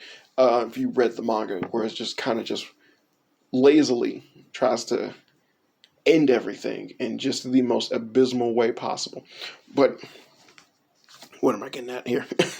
But Bleach essentially did not have an escalation problem. Bleach had a story problem because it did escalate everything, but much like how he said, the story was exactly the same. The Everything was exactly the same. Nothing was different. Even the concept of going like, well, you know, escalation being the problem and whatnot. And it's like, well, the escalation thing was just another negative aspect of it that was being copied to where, like, instead of the 13 captains, you now have the 10 uh, Espada, you know? And so, and after that, then you got the different Quincy's and whatever. But it never really had anything concrete to hold on to. And the anime made it even worse by having such incredibly long and drawn out fillers that no one was interested in, to the point where when the story actually got somewhere within the manga, people just completely lost interest by the time that the anime was there, because the fillers were just so apparent, long, and drawn out. And in considering that this was a series that ran on the whole weekly base, because that's generally what things did back then before they got to the whole seasonal aspect of it, that also hindered in decreasing the attention of the series itself, because the anime caught up to where the manga was, and the manga really didn't have anything worthwhile going on at the point in time, and the anime just needed to fill in some space, and what they filled in was just bullshit. And so then you show people enough bullshit, eventually they're gonna go, this shit stink. So that kind of was the reason for the end of Bleach, was all of those factors playing together without any type of foresight whatsoever. But yeah, that was it. All right, let's keep going. Things are improving. If Dragon Ball was the first wave of shonen, I'd consider Naruto and One Piece and Bleach to be the second wave of shonen. Hunter is kind of its own thing. It's too singular and weird to be included in these trends, but I believe that means the third wave of shonen is going to be led by shows like... Oh, fuck. Now, when he said Hunter, he had JoJo on there. But then when he said his third wave, and like, he said the next wave of shows and whatnot. Because Hunter didn't lead shit when it came to shonen. None at all. The importance of One Piece stayed true throughout so much. Because, again, you're basing this off of your personal preference as well as a Westerner's mindset when it comes to these stories. The Journey to the West story has been a long-standing focal point behind so many tales within Eastern writing throughout the fact that it has existed for so long. It is a major focal point behind this stuff. But, I remind you, series like One Piece, which essentially never faltered, continues to this day to pump out episodes, to reign supreme in both manga sales and episode viewership, don't follow the rules of essentially, well, now that something new is out, that means that it is taking over. No, not at all. This is greatly apparent within the manga sales, because as many times as anime or different manga come out and their sales might overtake One Piece, it is blown all over the place in the news and whatnot as, hey, this volume of this manga outsold One Piece. That is true. And I was like, yes, it did. But the entire time that that manga didn't outsell One Piece was number one. And then once that manga essentially lost interest, One Piece overtook it again and then took back its spot as number one. And what would happen? That manga would not come back and then overtake One Piece again. No, another manga would possibly oversell One Piece. And then it would have the same rinse and repeat cycle all over again. One Piece is a different type of beast entirely. But a lot of people don't understand that concept because essentially they look at anime through the viewership of the fad, of the popularity that it has at that point in time. That does not change the importance or the popularity of this other series that came before it. One Piece is now currently the biggest fucking anime that's out in Japan right now. But the most popular anime is Dragon Ball Z, to the point where Dragon Ball Super is held in such high acclaim simply because it is a continuation of Dragon Ball Z. That's how big the longevity of these fan bases last throughout the whole world, not just under the Westerners' idea of understanding. As much as people like Hunter x Hunter, you cannot deny the fact that Full Metal Alchemist Brotherhood destroyed it in overall popularity at the time. Yes, people like Hunter x Hunter, but it wasn't the talk of the town at the point in time when it came out. Naruto was still going. Naruto was still going. Full Metal Alchemist Brotherhood came out. One Piece was still reigning supreme at the point in time. Hunter x Hunter sales never toppled One Piece. Hunter x Hunter, the anime, never even destroyed it in viewership. It had like 70 something episodes and then it ended because the series itself is on hiatus and that's as far as it progressed. That's it. But Hunter x Hunter was never held in high regards as anime, and I guarantee you, if it came back today, it would be put down. It would not hold a candle to a lot of the other animes because anime fandom now works on fads. It works on what's popular. It's crazy that that's the case, but that should be what should have been one of the concepts of the biggest shonen problem. Because you can break down how anime was structured or the popularity that reigned true throughout the years. Because he's saying what he's saying about these shows and whatnot, but he hasn't brought up Yu Yu Hakusho, Inuyasha, the first Full Metal Alchemist that came out around the same time that Naruto, Bleach, and One Piece did, but basically was far more adult at the time. And it is a shonen, not a seinen. It is a shonen. You have Death Note, which was a critically acclaimed fucking anime that held high regard and changed the whole concept of what a shonen was capable of outside of the realms of fighting because it dealt with literal mental shit. There were so many elements in play that have progressed over the years, even during the time frame in which this video came out, that shaped how shonen was structured, that shaped so much shit that it is, to me, an ungodly sin to essentially ignore those factors as if they didn't play a part in the popularity of certain anime or they themselves weren't overshadowing some of the anime that he himself even brought up. Because again, I do not pretend as if Full Metal Alchemist, even the original Full Metal Alchemist, wasn't a huge front runner of a fucking popular anime. I've seen so many people walking around with fucking the alchemaic symbol on their backpacks or shit like that, or the state alchemist symbol on on different things that they owned, and it was like, yeah, Full Metal Alchemist was a big fucking deal at one point in time. Thus, the goddamn movies that they made. You don't just get a movie out of nowhere. You gotta matter to get a movie, goddammit. But these are things that he has not only not mentioned, but it just it seems that he's completely overlooking in his overall assessment to just equate and talk about escalation. And I find that appalling. I find that very appalling. But you know what I find even more appalling? Don't you just hate when that happens? I swear to God, it's last time. Hopefully. But, oh boy. Let's just get this over with. I could have sworn I planned on saying something right now, but I totally spacing. But let's get into it. But the anime that he's showing right now is My Hero Academia. The dicks people have sucked to make this anime seem far more important than it actually is. But let's get into it.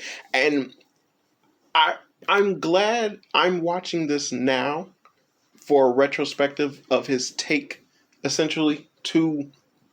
Because again, I thought he was going to bring up JoJo. I could have sworn he was going to bring up JoJo, seeing as how JoJo is a perfect example of his concept of escalation. But I feel that he held it within Hunter x Hunter's world because of how weird and different it is. But no, those things are shonen, and they totally encompass everything that's wrong and crazy with shonen as well. But it just seems like he just wants to ignore it because it doesn't really fit the motif of fighting, you're getting stronger, and escalation, picking, just picking and choosing. It's like all of these are shonen. So what exactly is the difference between this? Because JoJo has power scaling and all that, but it's like, I think the concept of it changing the characters and things like that confuses this man. It's confusing. But whatever. Let's get into My Hero Academia. My Hero Academia seems to completely understand what needs to be done in order to remain engaging while also feel like the story is always moving. There hasn't been a single arc, I'd say, that hasn't been grounded in personal stakes that make the story feel impactful. Kohei Horikoshi. Okay.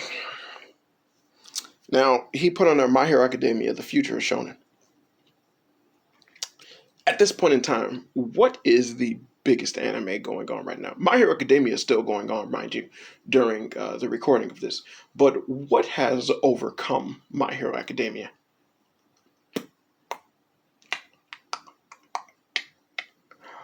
Did you say Demon Slayer? Wow. I never would have guessed. Oh, wait. Isn't Demon Slayer damn near exactly like Full Metal Alchemist? Wow. I never would have guessed. So, what exactly did My Hero Academia bring to the table that essentially would allow him to say that it does all these things with personal stakes and whatnot? Well, the story revolves around the main character trying to fulfill his wish of becoming a superhero, similar to wanting to become king of the pirates and also similar to wanting to become the Hokage. So exactly why does it differ with the personal stakes for this character than it does with any other characters? Than it does with any other shonen that he showcased?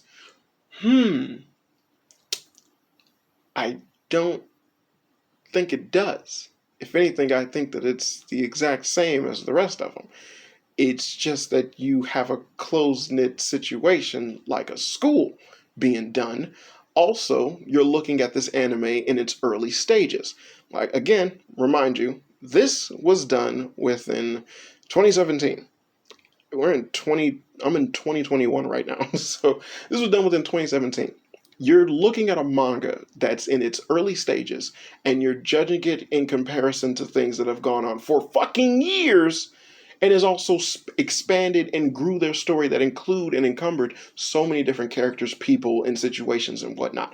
My Hero Academia, upon the initial release of My Hero Academia, at the point of what it is right now, is such a shell of its former self, it's sickening. Fucking Deku has all of the powers of All for One, as well as is capable of doing everything. Are you fucking kidding me? But that is not an escalation. That is not a problem. See, this is what I'm saying. Being able the retrospective of what you thought, what you think it was, is what you thought it wasn't. My Hero Academia was not free from sin. You looked at the series early on and you could tell that it had no other choice but to constantly escalate everything. The main character had a power that had an initial drawback upon not being able to do it 100%. That is a power scaling formula. You can only release a certain amount of percentage of your abilities before something like that happens. The drawback of using your abilities has you weakened, but then you have an immediate heal factor, therefore it doesn't really affect you overall functionality wise, because you can still get patched up every now and again.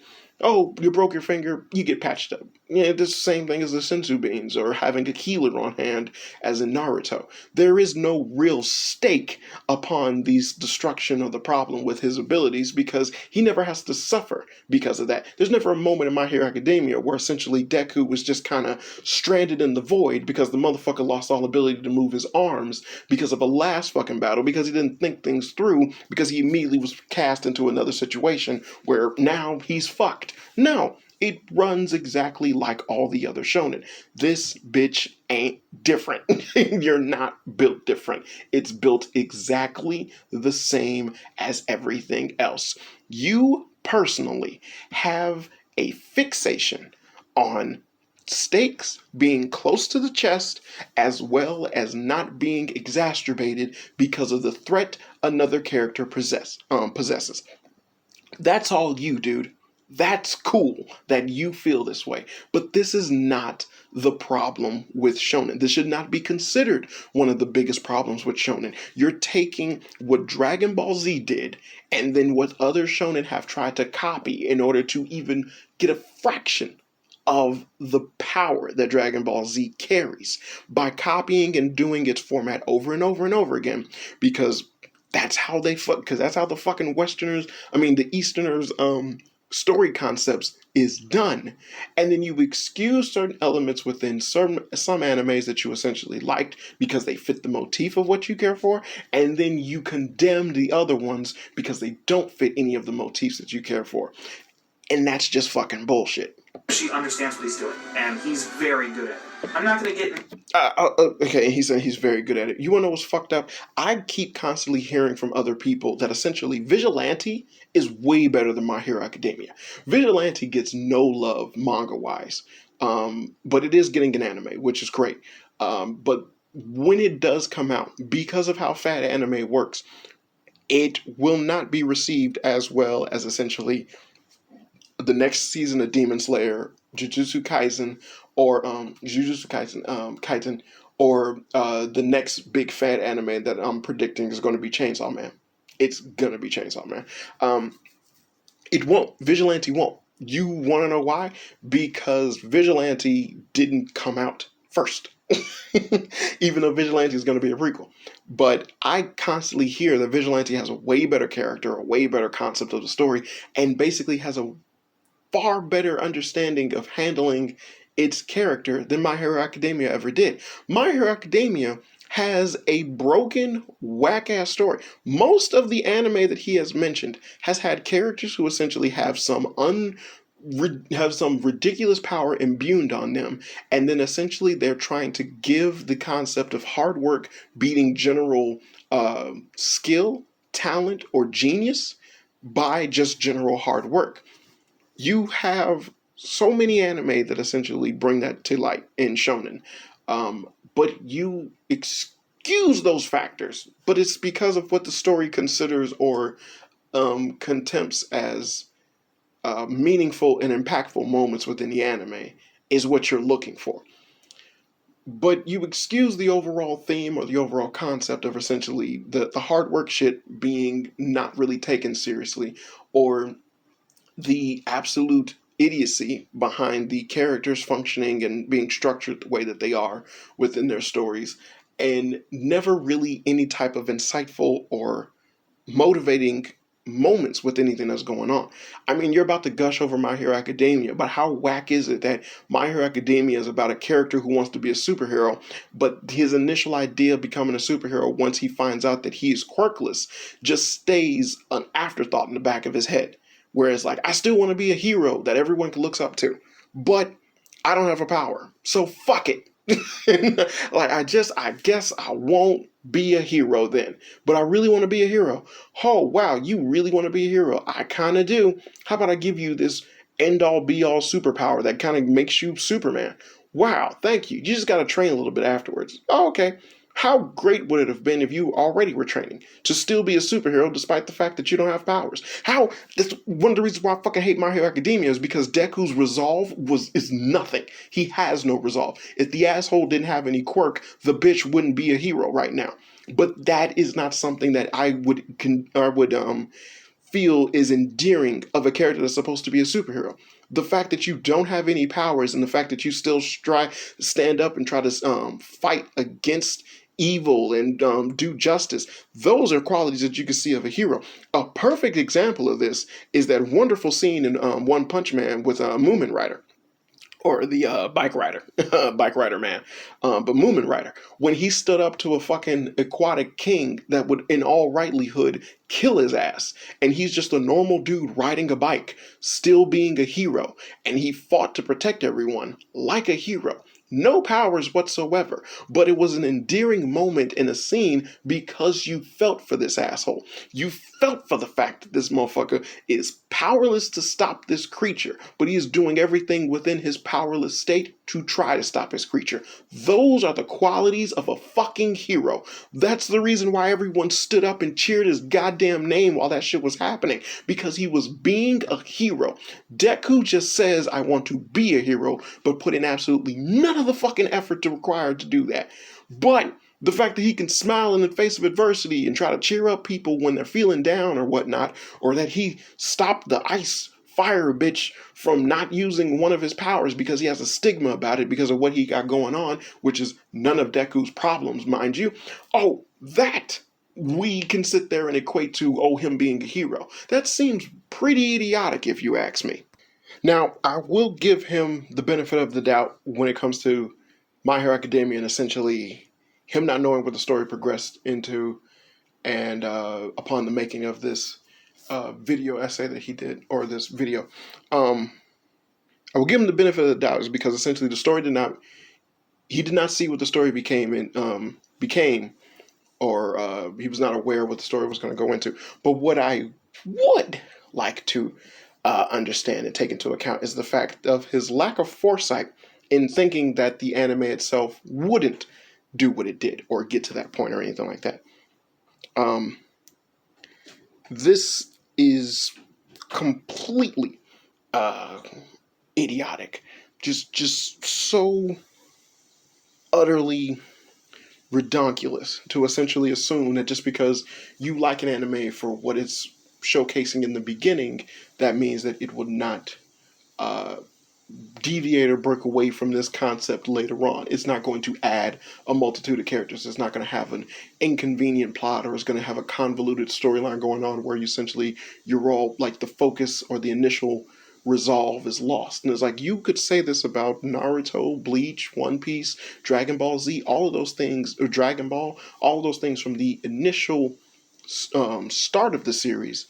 But what it spread into is what it was. It's like you're just missing the point of the fact that these things are more focused on the journey rather than the individual story and the characters. Like it's focused on the journey, and the characters and the stories that come with it is what comes with the actual journey. So having things more close to the vest or close to the chest for certain main characters and things like that, that is bound to expand upon further meeting different people, interacting with different characters, having new characters, or different situations pop up. That's just how anime works. But the fact that he really didn't take notice of that, I hold that against him big time. Hasn't been a single arc, I'd say, that hasn't been grounded in personal stakes that make the story feel impactful. Kohei Horikoshi understands what he's doing, and he's very good at it. I'm not going to get into the details with this one because I may just want to delve into My Hero Academia more deeply later, but I think it's a great way to kickstart this third wave of shonen. You know, My Hero Academia may end up being an exception, but I have a feeling that whatever big action manga end up headlining Shonen Jump next will learn from the successes and mistakes of the anime and manga they loved growing up and do their best not to fall into the same trap. But, we'll see. Okay, so that's the end of his video. Man, I gotta stop doing this. I'm getting too comfortable with these long ass rants for these videos that are like fucking minutes long, and I'm speaking hours on this shit. But passion, that's what it is with me. It's passion, pure passion. See, he squanders all his talking efforts over these videos because he doesn't have any squash. But again, the lack of foresight, uh, the lack of understanding for essentially assuming that, oh no, like My Hero Academia couldn't possibly do the exact same thing that everything else did, and it's like, what? Why would you not think of that? How could you essentially feel that way? And all it is that essentially you are on the hype train of My Hero Academia. You most likely did not perceive or get the rest of those things at the point in time that they did. It's much like explaining to a Naruto or to go against Naruto to those people. That's the anime that got them into anime. So it doesn't really matter what the fuck happened in Naruto. That's just what they fell in love with. Period. Same thing with Dragon Ball Z people. It doesn't matter what really went down. That's just what they fell in love with. Period. So when dealing with certain people who basically jumped onto the bandwagon of anime post Naruto and then they saw My Hero Academia, a lot of people, and I mean a lot of people at that point in time, was just gushing about My Hero Academia. It ain't all that. It doesn't do anything new. It doesn't solve anything that's that major or change anything anime wise or anime esque. A big factor in My Hero Academia actually pulling and being as popular as it is because it tackles superheroes, which at that point in time was a big fucking deal because of the Marvel Cinematic Universe. And then you have comic book people basically eating their own and needing something to jump on the bandwagon of, and now you have so many people backing anime and manga simply because of the fact that comics are no longer a viable media that they can invest themselves into. So they jump on the anime bandwagon. And what anime is closest to superheroes or anything else that's currently popular and has wonderful animation that they can look at rather than anything old? My Hero Academia. Doesn't change the fact that there's other anime and manga that have tackled the superhero genre already, but no, My Hero Academia is new. So that means it's pretty. And it's a shonen, so that means that it's of a major importance than everything else. Because a lot of motherfuckers like to devalue the fact or take away that there are way more genres than shonen that exist within anime, to the point where a lot of people just say anime and the only things they talk about are shonen. But I, going over this video, I completely disagree with this guy's assessment of escalation being a problem. There's never been an issue with me and shonen. Shonen anime, the escalation problem, is a terrible take to have when it comes to shonen, because shonen can be whatever the fuck you want it to be. The escalation of the story can be a very great storytelling element because if not because, but if you so choose for your story to tackle that element, in a correct way, or you are able to structure your story in a fantastic way around said element. Perfect example is Dragon Ball Z on this factor. You then have situations where essentially you escalate the problem without a well finely knit story that essentially will make you shoot yourself in the foot. Perfect example is Bleach in this aspect, where you have a somewhat okay story, but essentially everything is just kind of and then you just escalate all the problems and the story is just so with everything that you got going on. So there is no actual escalation problem because he did not talk about how those things were impacted the anime in a negative aspect. He gave hints and notions on exactly how people might have felt during particular arcs of an anime, or like people might have not liked this particular arc or that or whatnot. But again, mind you, at the point of him showcasing this, or at the point of this video, when he's talking about the Dressrosa arc of One Piece and the up and coming popularity of My Hero Academia, My Hero Academia was still far below One Piece in terms of popularity or overall importance. There will never be a moment of Naruto ever beating One Piece in manga sales. There will never be a moment of essentially My Hero Academia ever beating One Piece in manga sales ever again. Once Demon Slayer the manga is over with. Once the popularity of Demon Slayer dies down, that's it. But if One Piece is still going at that point in time, the impact that that shit has over Japan's manga sales is fucking ridiculous. So people they misunderstand so many working cogs in the machine for shonen anime to be the way that they are. And granted, he's only focusing and talking about the escalation aspect of a lot of the stories that go on within shonen anime. But again, my defense is that how are these things problems? The escalation aspect of these stories aren't inherently negative.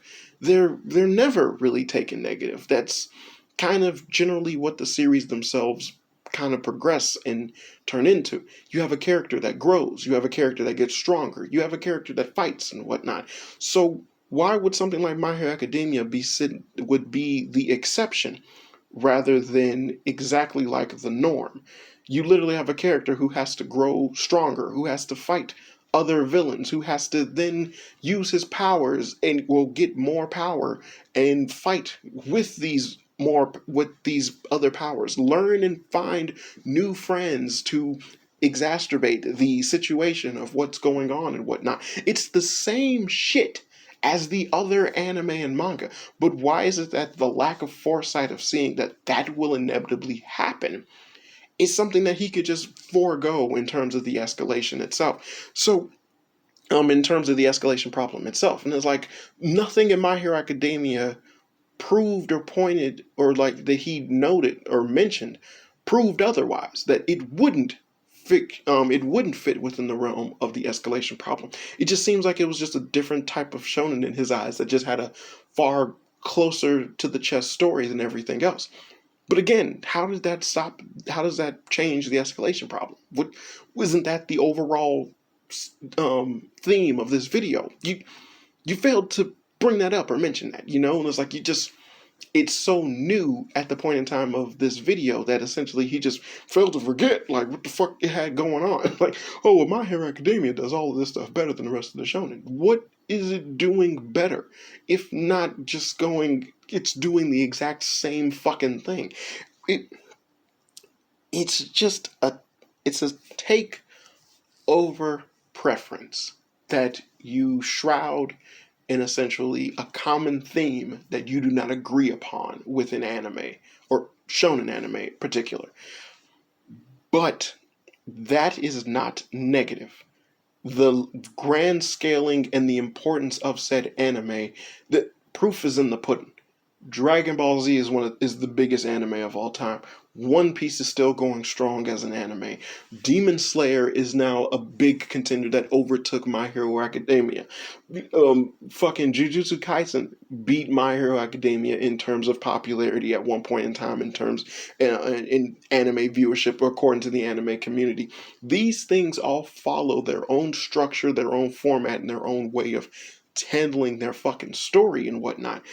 But none of these things were ever hindered or basically lessened over the years and just kind of like keep going. No one is looking at One Piece and is like, well, I'm just kind of waiting for it to be over with. The bitch is still a good show. It's still a good anime. It's still a good manga. It's still a very well thought out story with fantastic characters, fantastic arcs, and wonderful plot progression and escalation, and as well as power system and whatnot, power scaling and whatnot. But according to, well, not according to you, but essentially, if everything was to be considered the exact same with the rest of the anime out there, One Piece should have died down in popularity. One Piece wouldn't be as big as it is anymore because essentially it has an escalation problem. Dragon Ball Z shouldn't be held in such high acclaim as it is today because the escalation problem. But again, when you were splitting hairs when talking about Dragon Ball Z in terms of being like, what was more important in the fight between Gohan and Cell, you failed to mention and recognize the fact that all of Dragon Ball Z is held within high regard. Even the escalation, the constant need to show a bigger and badder villain along with a bigger and badder main protagonist fit within Dragon Ball Z, and it added to its popularity. It did not hinder it in any way, shape, or form. So how can you say that there is an escalation problem? If anything, there is a copy problem within shonen anime. That is the biggest problem. The lack of originality, the lack of different ideas, the lack of changing a format and structure of story, the lack of doing anything outside of just taking from what was popular from something else and then implementing in your story with just small little tweaks. That is the biggest problem within shonen anime. But escalation is not such a thing.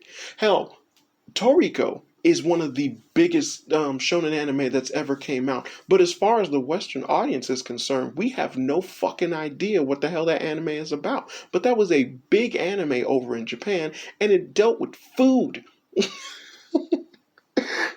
Food Wars is a big time anime, and that's just basically food porn. But again, these are things that essentially the escalation problem with Food Wars is the fact that all it equates to is just making a better dish than the next person, using different ingredients to make a better dish. That's it. It keeps escalating, and I consider it whack as hell, but it's popular as shit because of the fact of the fucking ecchi shit that it got going on. It still has episodes. It still is an anime people enjoy watching. There is no problem with escalation. That's the major consensus behind all of the sports anime shonen that exist. The motherfuckers thrive on escalation. It's the major reason behind the progression of so many of their stories. But I'm failing to see how you can say that that is a problem. It's not a problem. It's a storytelling element. It's up in the ante in order for the series to just keep going. But that does not mean that it is taken in a negative way, as long as they're able to do it as long as they're able to execute it perfectly. How is it a problem? And so far, a lot of anime and manga have been executing it very well. So I completely disagree with there being an escalation problem. That is not Shonen's biggest problem. There are plethora of other things that are wrong with Shonen, and My Hero Academia is one of the biggest faux pas in anime and manga for Shonen wise, or essentially one of the biggest sinners in keeping those actual problems coherent within anime and manga, as their lack of everything is one of the reasons why a lot of anime and manga are just copying how it got popular and are doing the exact same thing all over again. So it's like, but I do not agree with you at all. At all. There is no such thing as the shonen anime escalation problem. There is only the storytelling element of escalating the situation within a shonen anime. And if you feel that that is not something that you adhere to or you like within your story, you would rather a more close to the chest, personal situation going on, fine. That's all you, dude. But that is not the consensus. Not the consensus, but that is not a condition for saying that there is a problem within shonen anime, when essentially a major storytelling element within shonen anime is something that you personally don't agree with. So, with that, I'm going to end this here. My voice is starting to get raspy again. But this has been another episode of Fun with Flame. I've been your host, Daniel the Flame. Remember, if you want to hear more content like this, be sure to check me out on anchor.fm/Daniel the Flame, or hit me up on Twitter at Daniel the Flame. And you can always see whenever I update shit as I post it on there and whatnot. But this has been another episode of Fun with Flame. I've been your host, Daniel the Flame. And as always, good people, I hope you have fun. Hey, real quick, make sure you check any of the links down below if you want to see any of the stuff that I'm involved with. This includes more episodes of my podcast, as well as a comic book that I'm working on with my buddies over at These Guys.